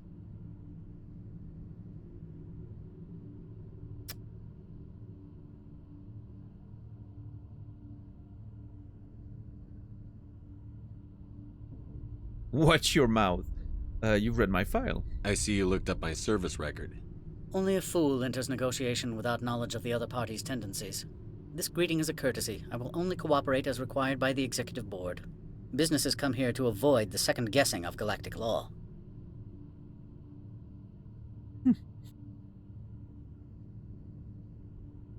Isn't the lack of oversight risky? I'm on a mission. I'm looking for someone. You think I'm a threat? Isn't a lack of oversight risky? Are you telling me you have no safety protocols? Don't be ridiculous. Do you think a for-profit company would take no precautions against loss of life and material? Project leads have the final say here, not meddlesome politicians. Opold asked me to smuggle. That's so crazy. Oh, I don't know what to do. I don't... You know what? If Annalise was not a gigantic bitch, I might have considered, you know, being like, I'll help you and you help me, right? No, instead I'm just like, I want to just screw this guy and get by on my own terms. If I can show him what the lack of oversight is gonna do to his place, I will. Alright, let's investigate. Saren. Do you do business with Saren? Agent Saren? One of your Spectre compatriots? He is a major investor in Binary Helix Corporation, which is one of Noveria's backers. Oh. Why? Why, though? Is Binary Helix developing weapons for him? It's possible, given his interests. What our clients do in their labs is their business. Okay. What about Matriarch Benezia? I've heard an Asari matriarch is here. Benezia? She arrived a few days ago, accompanied by a personal escort and some cargo. She's up at Peak 15. Define personal escort. What sort of cargo? What do you mean, personal escort? The phrase is self-explanatory. Bodyguards attending to the safety of her person, mainly Asari commandos. Oh, Commandos? That's not good. Odd that you shouldn't mind their presence. They followed all our regulations. I had no reason to forbid Lady Benezia from taking them.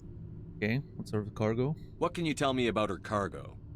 Large, heavy, and sealed. It passed weapons screening. Beyond that, it is not our concern. Why is she here? What brought her out here? If I knew, I wouldn't be at liberty to say. She came here as Agent Saren's executor. She is here on business for Binary Helix. There were issues at Peak 15 that required Saren's attention. I need to see her. I'd like to see her, immediately. I'm afraid that you cannot. Peak 15 is a private facility in the Skadi Mountains. Regardless, there is a blizzard in the area. Shuttles are grounded and surface access has been cut off. So we drive. Surface access, you say? Cut off, I said. The roads are not suitable for travel. Don't make an issue of this, Shepard. Let him be stubborn, Shepard. I'm sure someone else here is willing to help us. Okay. Okay. We're facing administrative resistance. Back to my other questions. Every minute of my time you waste costs the company 12 credits. I will keep a running tally. I have millions. I'm okay with that. Is there some problem on Peak 15? An area of severe weather has cut off contact. Things will return to normal in a few days. I don't believe that one bit, by the way. It's obviously they're covering for something. Why is Synthetic Insights closed? I have placed Laura Keene, the manager of the Hanshan office, under internal review. I cannot comment further at this time. Ah. What is going on at Synthetic Insights that Lorik Queen would be put under internal review?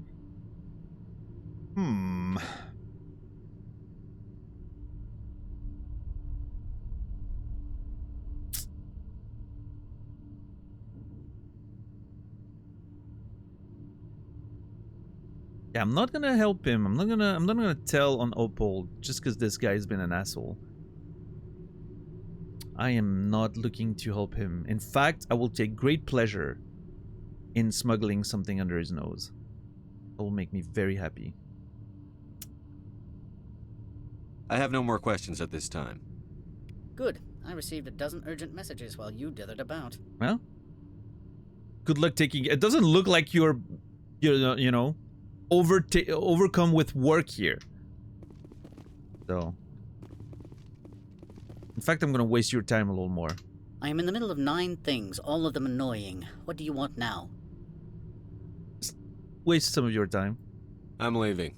Good. I received a dozen urgent messages while you dithered about. Are you saying that each time I talk to you, you receive another dozen messages? I am in the middle of 9 things, all of them annoying. I'm leaving. Good. I received a dozen urgent messages while you dithered about. I hope responding to all of them sucks. Fucking asshole. Little bitch.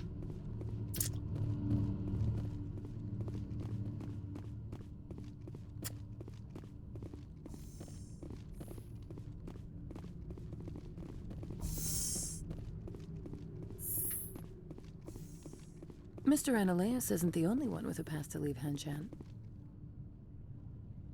You've never worked in the corporate world, have you, Commander? You can't bludgeon through bureaucracy. That is so funny.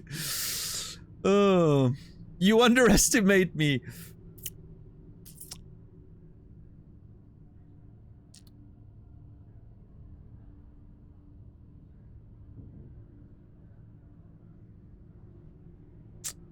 What do you suggest? All right. What would you do? Talk to Lorik Keene. You should be able to find him at the hotel bar. Oh. Can't say more. Not within earshot of Mr. Ananias. It looks like Gianna Parasini's on our side. I wonder why. What's her angle?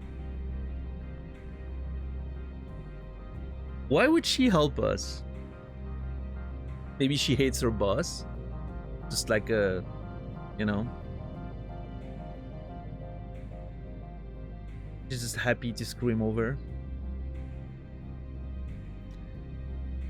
What can you tell me about Lorik Queen? You said I should talk to Lorik Keene? Mr. Ananias isn't the only one with a pass to leave Hanshan. Keene spends his days at the hotel since his office was closed. Okay. I hear there was an accident on Peak 15. We're aware of the... All employees Nothing should new review there. their non-disclosure agreement. I've taken up enough of your time. Not at all, Spectre. This is my job, after all. See, I like Gianna. She's great. My favorite person here. We have a bunch of sub-quests here.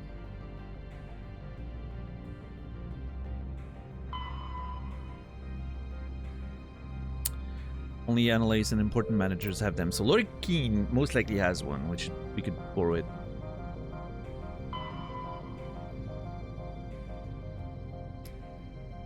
Elevator at the upper end of the plaza, opposite to the entrance from the docking bays.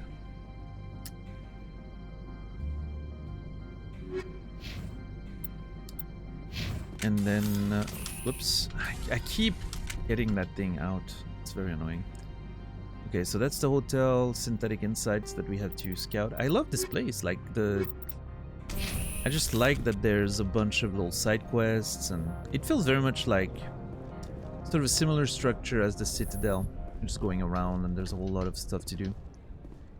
Very cool.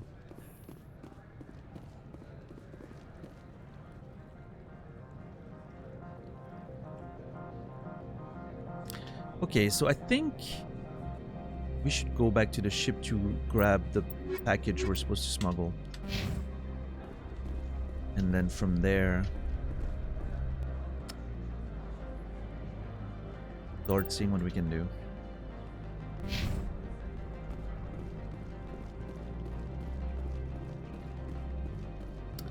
Let's do that.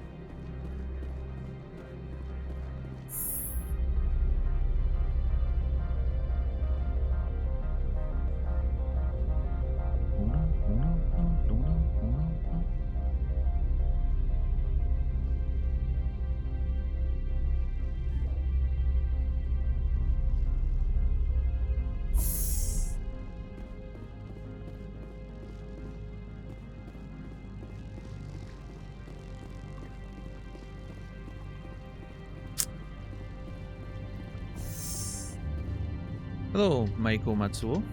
I apologize for my rudeness when you arrived. I meant no disrespect. I have a responsibility to protect the safety and privacy of corporations here. The arrival of an Alliance warship was unexpected.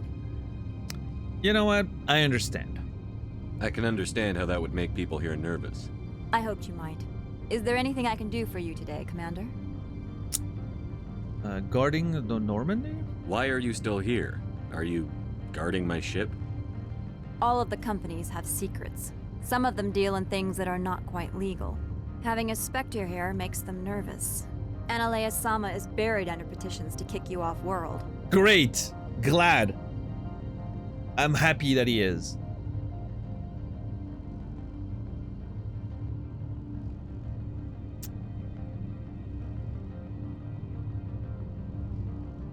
We're protecting the Normandy. We can take care of ourselves. You're waiting to kick us out.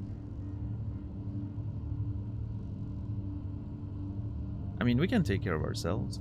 I assure you, my crew is quite capable of protecting our ship. No doubt. I can count gun turrets as well as anyone else. But the backlash, you would not want to deal with that. Port security. There are guards everywhere. Are there that many problems here? I am sure Parasini-san gave you the ultra-special blah blah about business here. Everyone wants to be protected from everyone else. But everyone also thinks they have a special right to kick over everyone else.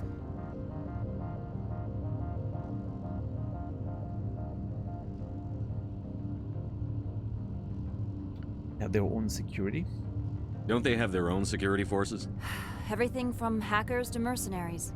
They have investments to protect after all. But we're the only ones allowed to bear arms. Which is why the companies constantly try to bribe my people.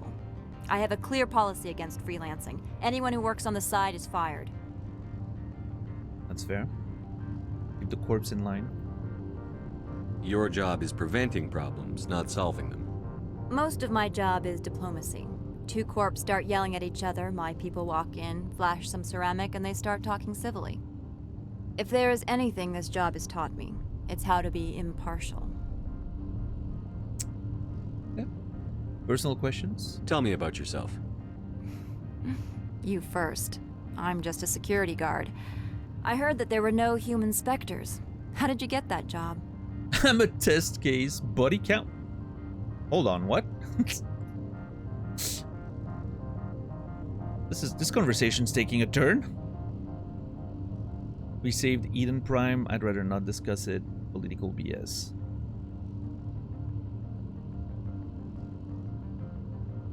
I'm a test case. I think that's a clever answer.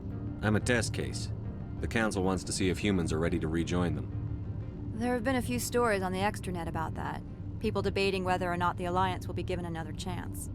I served in the Marines for a decade, mustered out and went private sector. I was under fire a few times, so I ended up leading this detail. Oh. I like Maiko Matsuo. I think, she's turned me around. She's doing her job and trying her best.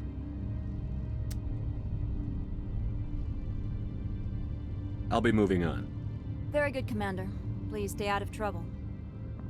Sure will. I'm wearing an environmental suit, and I'm what still about freezing. Kara Sterling?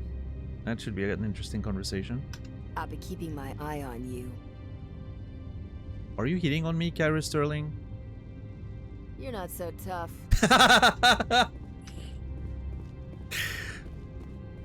Fair enough.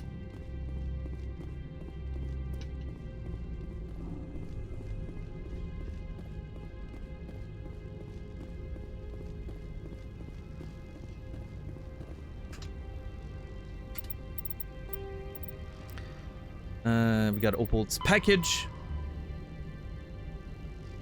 It appears to be a powerful experimental weapon mod.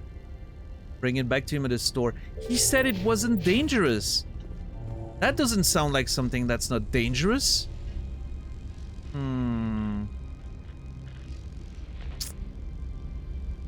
feel like he lied to us.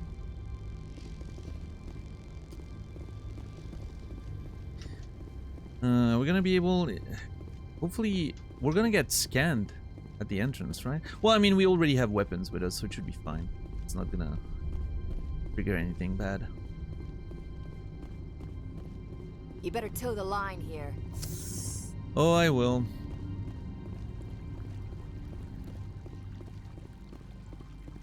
Okay. Well... Easy.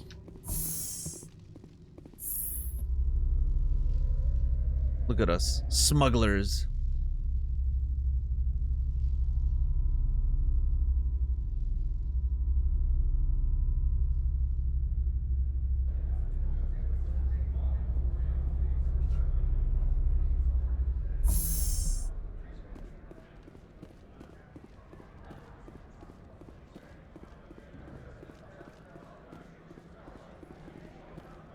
Greetings, Spectre. Have you brought the package? I'm keeping it? I haven't picked it up. Oh shit. Okay, there's quite a few options there. I'm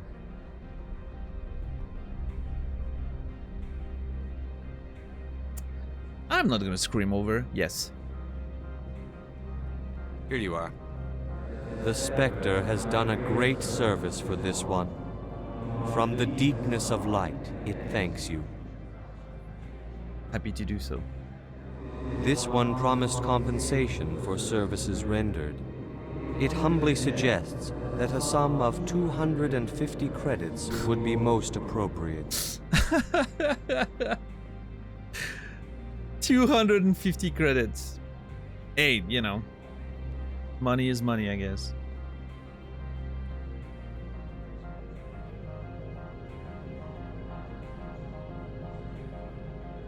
Okay. Let's see what I can get out of this. I don't want more credits. I want to see if maybe I can get some, political influence or anything. You needed me. Would you have had any chance of getting this past customs without me? You can be a bit more generous. The other's words possess the discomforting ring of truth. I'm gonna use that sentence. This one could raise the sum to 500 credits. That is half this one's profit taken by the other. It can offer no more. That's good enough. It'll have to do. This one is glad to have come to an agreement. Now I feel I'm bad. just browsing right now. I feel This bad one to awaits have your taken return. half of his profit away from him. Oh well.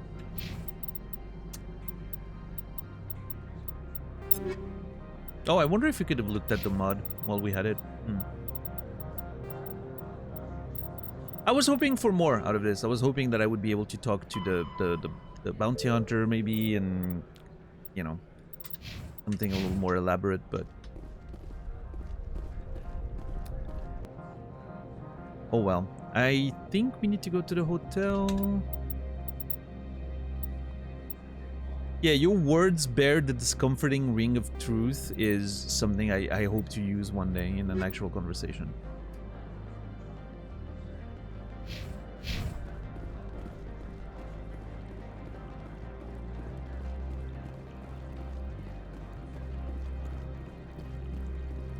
How are you today, Trim? Boom. Boom.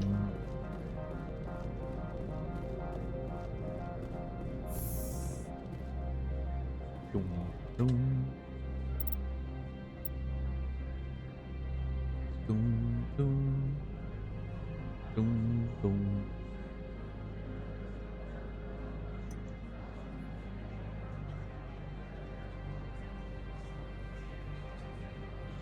Boom. Boom.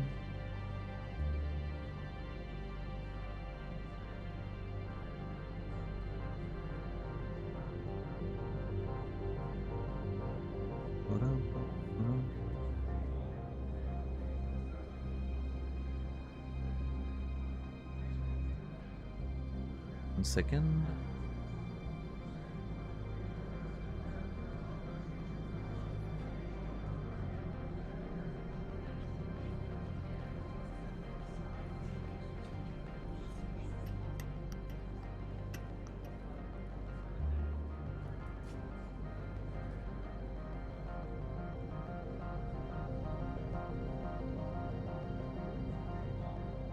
There you go.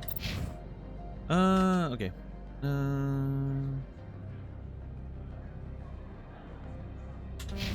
Let's see. Let's go to the hotel.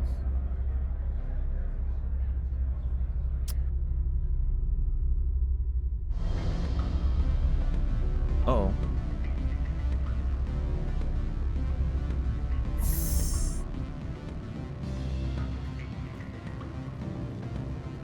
Oh, okay. Excuse me.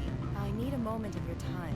It sounded like there was like a fight music or something. Is that the Krogan? Yeah, that's the Krogan bounty hunter over there. Lori Quinn and Malene Callis wants to talk to us.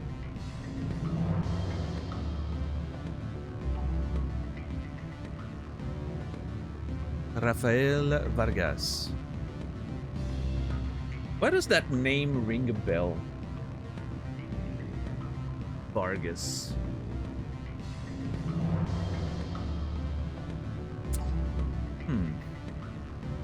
The male human at the hotel bar? He's a sales rep for Binary Helix. His name is Rafael Vargas. I need you to speak with him. I don't know, the name Vargas rings a bell. Might be a character from like a different fictional universe. Vargas.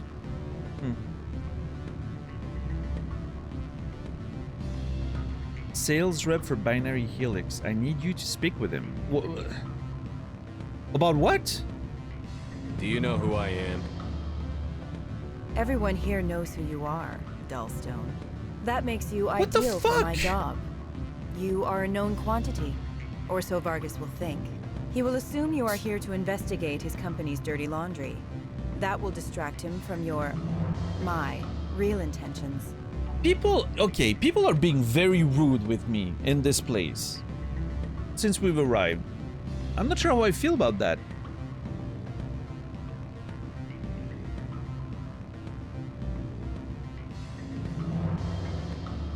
Why can't you do this? He's right there. Why not talk to him yourself? I wish I could. I already bungled this myself. He realized I was not a real buyer. Oh yeah, and I'm the Dullstone. You failed at talking with someone. Come on. What is this about? I don't know anything about binary helix. What would I talk to Vargas about? I represent the Aramali City Council on Thessia. Our town is known for its biotic amp crafters. Oh yeah, I've heard about you. What is your city's interest in binary helix? They do not manufacture amps. Much of BH's work relates to biotics. There are rumors that the Noveria branch has flown in Asari biotics. Powerful ones. Commandos, to be specific. Okay. We want to assess any potential risk to Asari copyrights. You will plot present thickens. yourself as a buyer, on behalf of the Spectres or the Alliance. Discuss their military enhancement programs. Your real objective will be to distract him. I will give you a device that will crack into his personal wireless network. It will upload a variety of monitoring viruses. They will infiltrate Binary Helix when he logs onto their intranet.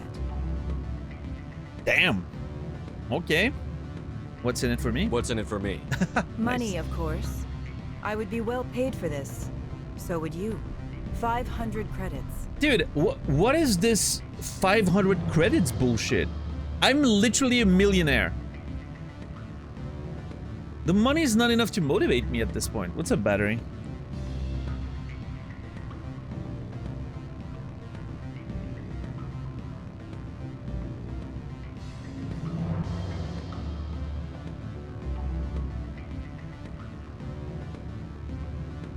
I mean, the only reason why I would potentially do this is, again, it feels like it might give us some information. We might discover something about binary helix and what's happening with the, you know, matriarch being here and the commandos and all that. Like, what you know, what exactly they're after. We might get some information by doing this. I don't care about it being illegal, right? I'll do it, sure. Interesting plan. I'm in. Excellent. Here is the cracking device. You will know it is done when it beeps. I'm pretending to help people on Vargas. If you to would get like, information for myself. I could brief you on his behavior patterns. Sure, brief me. Tell me what you know about Vargas. He is impatient with those who waste his time. I tried to get him distracted and off topic. He concluded I was not interested in his company's services. Okay. I noticed he has a tell. When a topic makes him nervous or uncomfortable, he has a tendency to rub the back of his neck. Okay. If you see that, press him on the subject. It may distract him enough to keep him talking. I quit. Okay. Anything else? I know.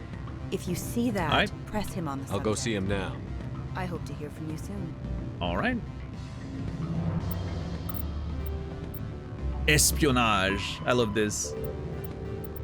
An Asari named Malene Kalis has asked you to wiretap Rafael Vargas. She gave you a device that will hack into his personal network as you speak to him.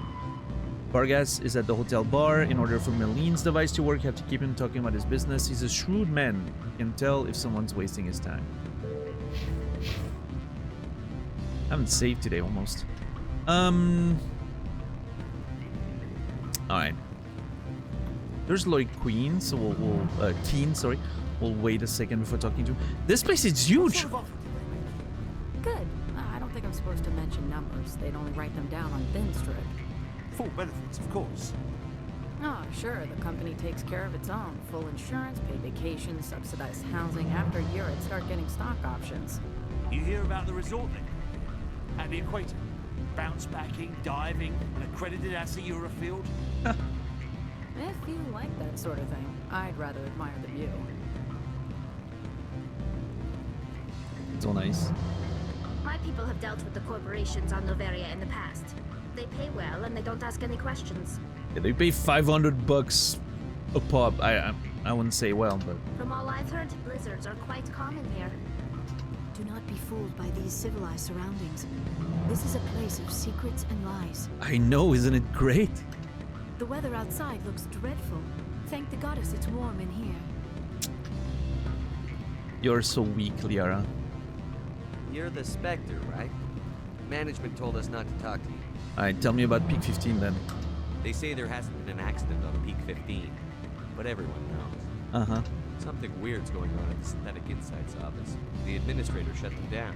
Yeah, I've heard that before. Look at this. There's green stuff, there's water. I don't know, space is fantastic. Green stuff, water, and secrets. What more can you ask for?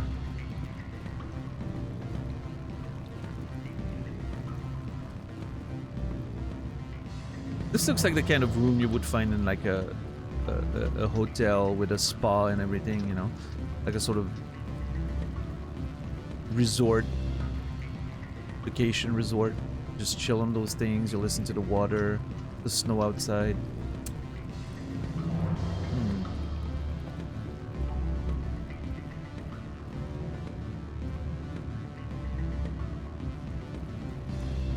Upstairs. There's no way that's a... Okay. I was like, there's no way that's a climbable thing, is there? Yeah. Actual stairs here. Hello, doorman. I'm sorry. The hotel is off limits to those without a corporate account. That's a shame. Don't hang up. Elder brother, it's me. I'm on Noveria now. I can't talk long. This call is costing 10 credits a minute. It's real time from the Traverse. Did you think it would be cheap? I need some information. There's an issue here with Synthetic Insights. The manager, Laura Keene, he got caught with his toes wet. The office is closed by Hanshen's administrator. I need you to see what you can find out about... Are you ready for his name? Ronadril Gon Swa Folsum Keratin Nar Ead Belanaleas. No, that's the administrator. The Hanshen administrator. Well, think about it. A Turian wouldn't risk getting his office closed. They don't compromise their team. That's drilled into them from boot camp. I think the administrator is using this Keene fella to draw flies from his own clutch. Of course I could look it up myself. But do you think I'm likely to get any unfiltered data through Noveria's own network? That, and it would take forever for any out-system search results to get back here. Thank you, Elder Brother. I have to go. Yes. I'll speak to you soon. These people are not very careful with the information they have.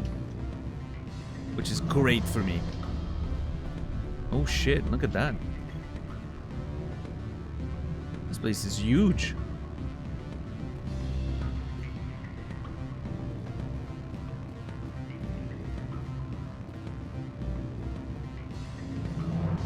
In Morda. I'll talk to you in a sec.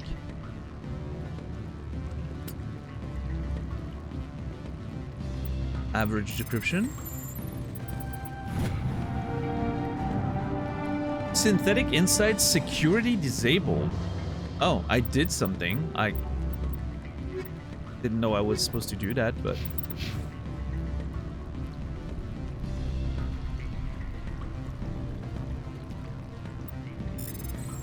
Yeah, I'm not sure what I'm doing there. Security logs unauthorized transmission. Not sure if you will receive this, Doctor, but it is imperative that you make your way to the safe location. Your history with the organization has been leaked. Your base is in the Newton system. Your base in the Newton system is no longer secure. I repeat, make your way to the safe location immediately. It's gonna be some side quest. While in Noveria, you found a log listing an unauthorized transmission. Apparently, someone thinks a doctor located in the Newton system is in grave danger. Unfortunately, it appears the message was intercepted by Noveria security before it could be delivered. Kepler Verge, warn the doctor. I haven't been there yet. Have we? Nope. Newton...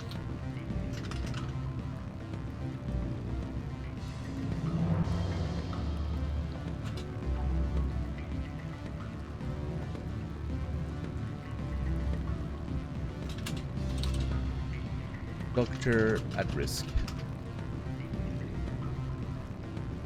Yeah, I'm not putting down all the things about like Noveria because I feel like that's all stuff we're gonna do now. I just want stuff that's on the galaxy later, galaxy map.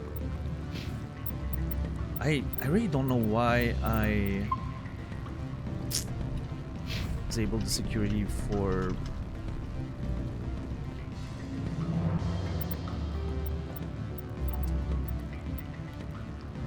What's it called again? Synthetic something? I can't seem to memorize the name.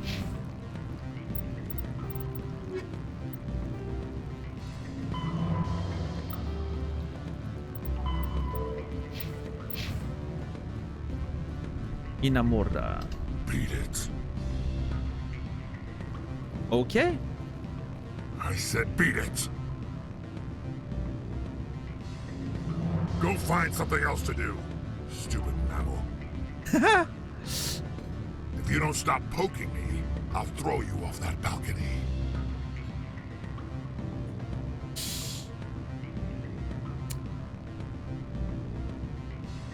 Beat it.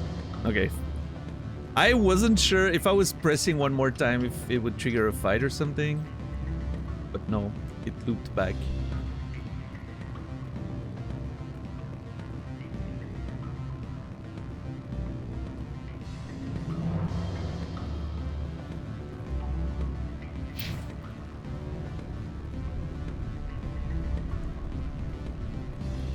Rafael Vargas. Can I help you? I'm a Spectre. Mr. Vargas, I'm Commander Shepard, a Spectre. I understand you work for Binary Helix. That's correct. Rafael Vargas, sales. Were you interested in our services? And Asari asked me to spy. I love that you can literally just straight up sell people out as soon as you can. I love that almost every quest, when you have to do like some sort of shady thing like that, you can always snitch on people.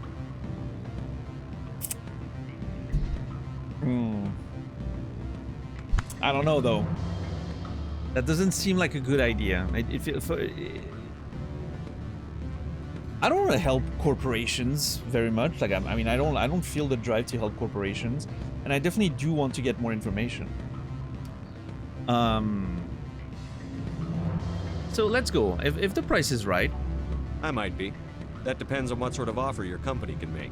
It was my understanding that the Citadel contracted to a Solarian corporation for its enhancement programs. That's irrelevant. That's correct.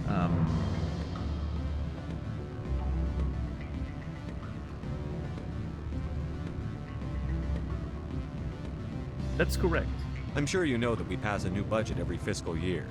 If it delivers a better soldier, contracts can change. A sound business practice. Excuse my hesitation, I've never heard a government accused of good business sense. First, the boilerplate disclaimer. No genetic enhancement is guaranteed to take. We can maximize the odds, but every strand of DNA is unique. Our patented techniques can provide an 8% improvement in adrenal response, 12% faster clotting, and a measurable decrease in CG muscle degeneracy. Muscle degeneracy, huh?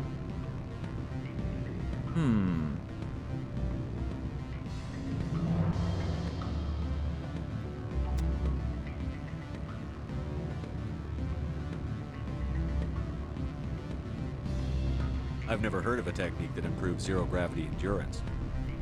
It's a first for the industry. The advent of Element Zero-based artificial gravity made it a less pressing concern. We're still waiting for tests to give us an average improvement. We estimate a 7 to 11% decrease in muscle loss rates. I can get you those improvements for 30K credits per head. For a bulk order, I can work in a sensory enhancement package, guaranteed 20/15 vision, and hearing from 12 to 22,000 hertz.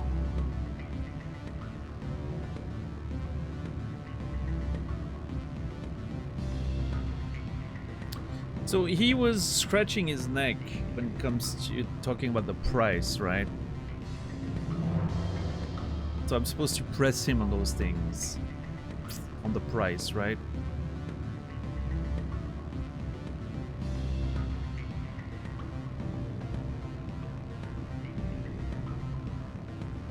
What about distribution is an interesting option, but I'm gonna press him. I'm gonna follow the thing there.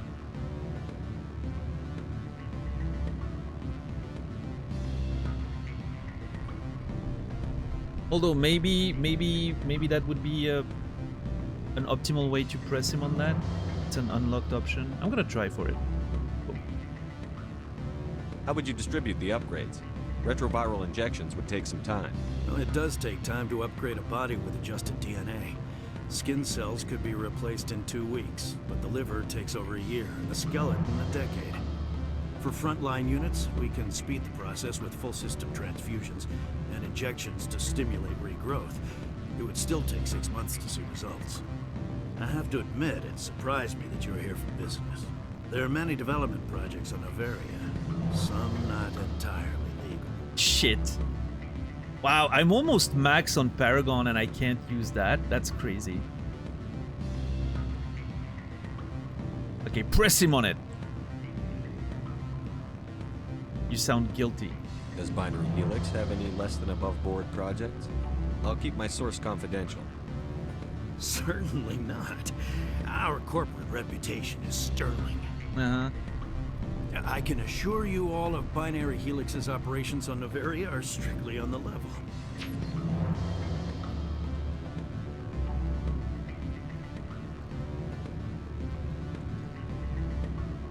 The beeping means we're good, right? That's my comm unit. I'm sorry, Mr. Vargas. That's a call I have to take. Thank you for your time. Of course, Commander Shepard. We look forward to doing business with the city. Well, let's see. You've successfully hacked into Vargas's network. Return to Moline Collis. Any results? It is done. Your toy did its job. Excellent. I will transfer 500 credits to your account. That's all? Only 500. All right. I thought you might have wanted to provide more, since you couldn't do it yourself. Did I say 500 credits? Dude.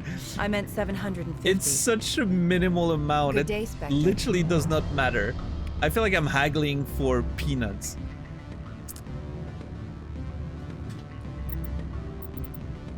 Alright, well. I helped Moline Callis do some espionage on that company. Hopefully that doesn't end up biting us in the ass somehow. Commander Shepard. Mr. Vargas. Peak 15 has bio and cyber hazard labs. If there is a problem, they should nuke it before it spreads. Whoa. I got completely turned around there for a sec. And now Aloric Keen. Afternoon. Sit down, have a drink. What can I do for you? Are you Loric Keen? I've heard you might be able to help me. You are the Spectre that just arrived, are you not? What can an old Turian like me possibly help you with? I need to go to Peak 15.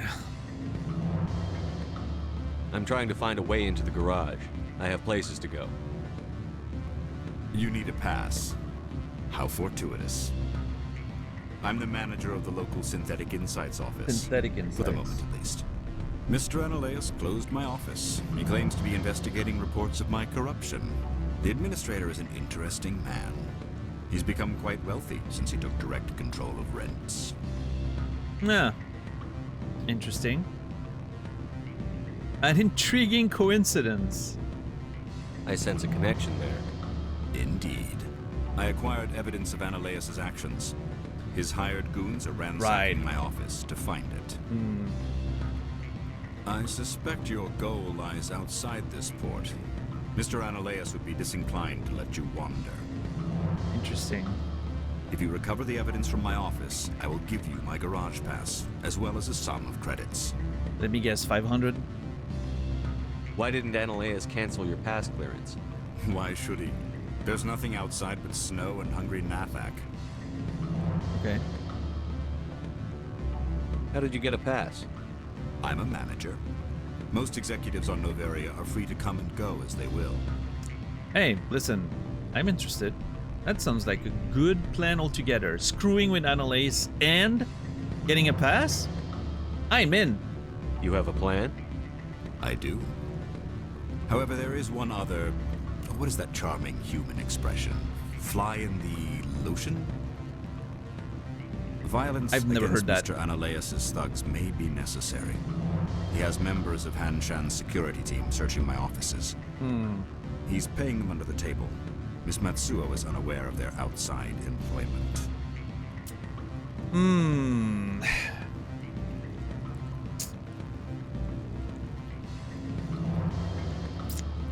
Yeah, I don't feel like killing security members that just, I don't know if I would call them innocent, but you know, I'll figure something out.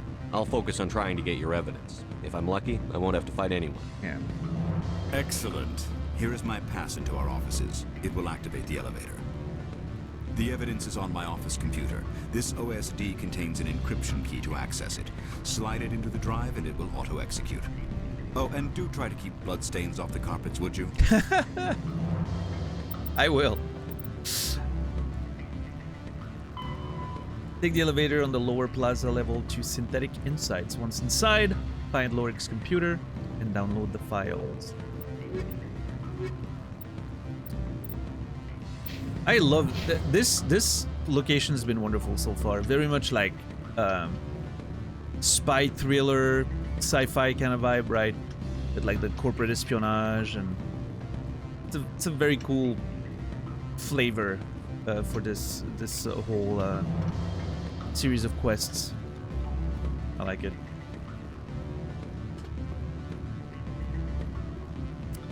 How are we gonna avoid fighting people? Maybe I should talk to. I wonder if I can go talk to. What's her name about it? Moku?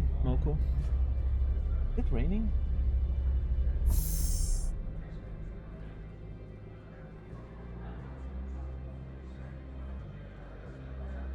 It is. Not raining. That was. I think I've seen this year's first mosquito.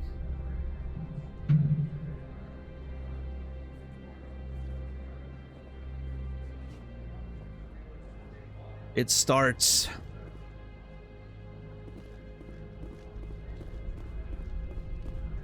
Boom. Boom. Boom.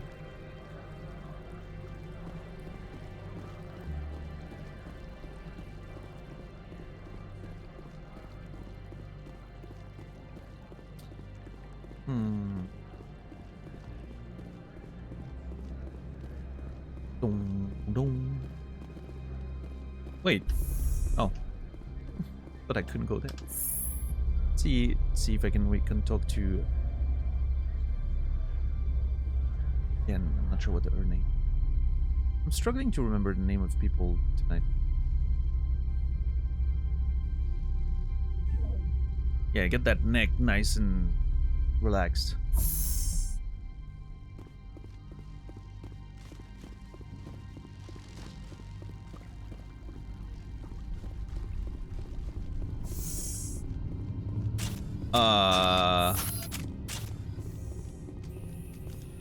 Where is everybody?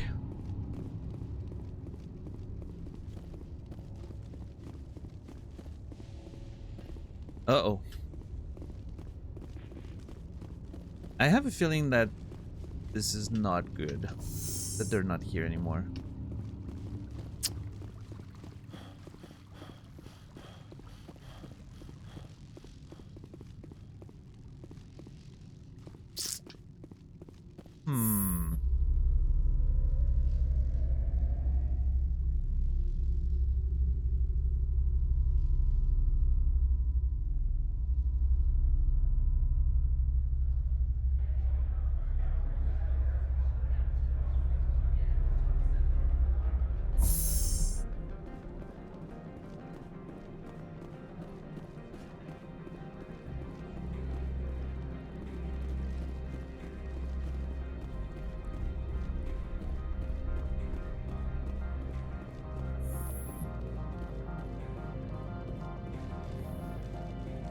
This place feels unnecessarily big in some respects. How can I help you? Nothing right now, thank you. Very well. No, nothing new here. Anything new with this guy? Can I just go in and see him? I am in the middle of 9 things, all of them annoying. What do you want now? Lorik asked me for help. Oh my god. Dude, there's an impressive amount of like... I'm leaving. Good. Obviously I'm not gonna snitch on Lorik and help Anoleus. I don't like Anoleus. I will help Lorik. But it's so interesting that the game always gives you an option to cross people and betray them. There's a good, interesting amount of like role-playing choices in this one. This is pretty impressive.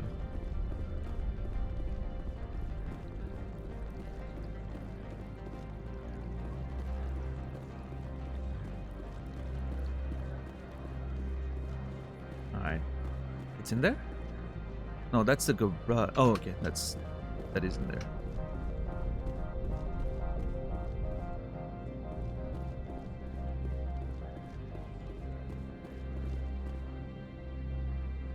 Who's that?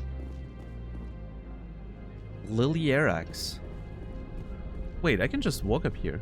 Oh, maybe not. Access to the garage is restricted. I have to leave.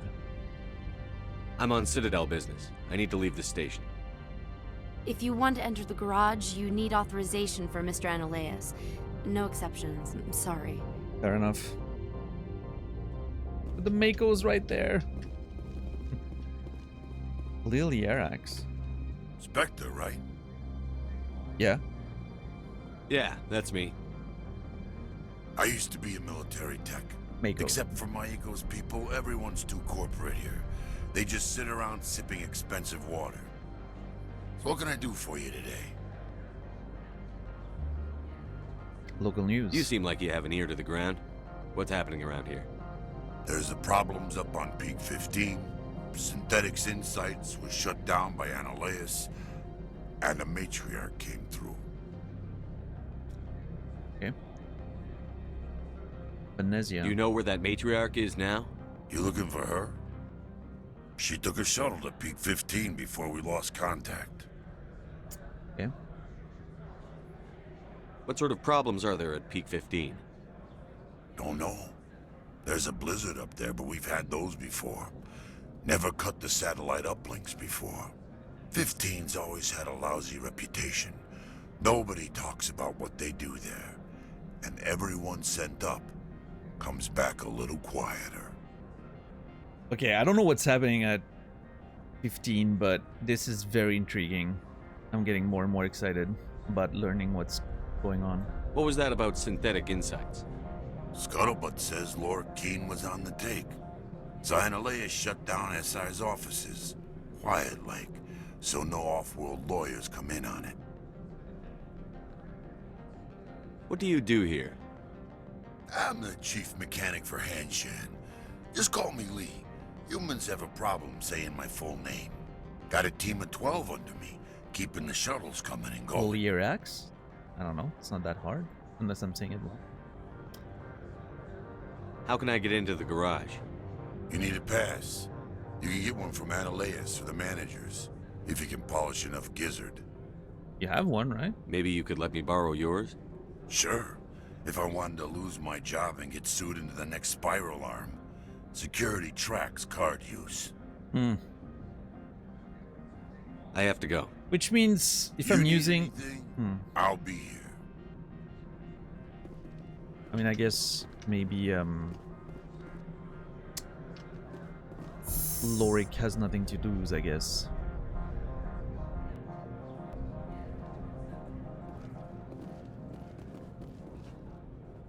Alright, so we're gonna go to Synthetic Insight, try to infiltrate it, find Lorik's computer, hopefully not have to kill anyone on the way there. We might get into a... You know, apparently some guards of, you know, are doing some side jobs up there. unbeknownst to Mako, which, I don't know, that doesn't sound too great. And then hopefully we can get to peak 15 and find out what the Matriarch and Saren are doing over there. This is a whole set of things. Very complex little sort of scenario here so far. Really enjoying this. But all of that, ladies and gentlemen, is a story for tomorrow.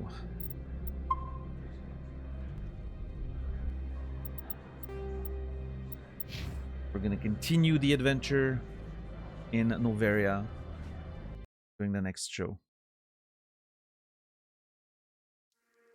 Alright. Thank you guys for hanging out. I appreciate you. I'm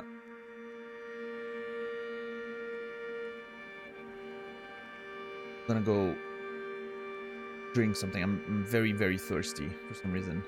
I haven't been drinking too much tonight. I need some fresh lemony soda or something like that.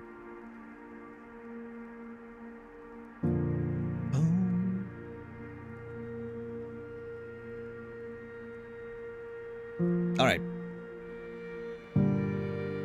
Anyway. Appreciate you guys. I'll be back tomorrow, 7 p.m. Central European Time, 1 p.m. Eastern, 10 a.m. Pacific for more adventures of Mass Effect. I wish you all a beautiful rest of your day, evening, or night. I will see you guys tomorrow. And until then, remember me and I will remember you.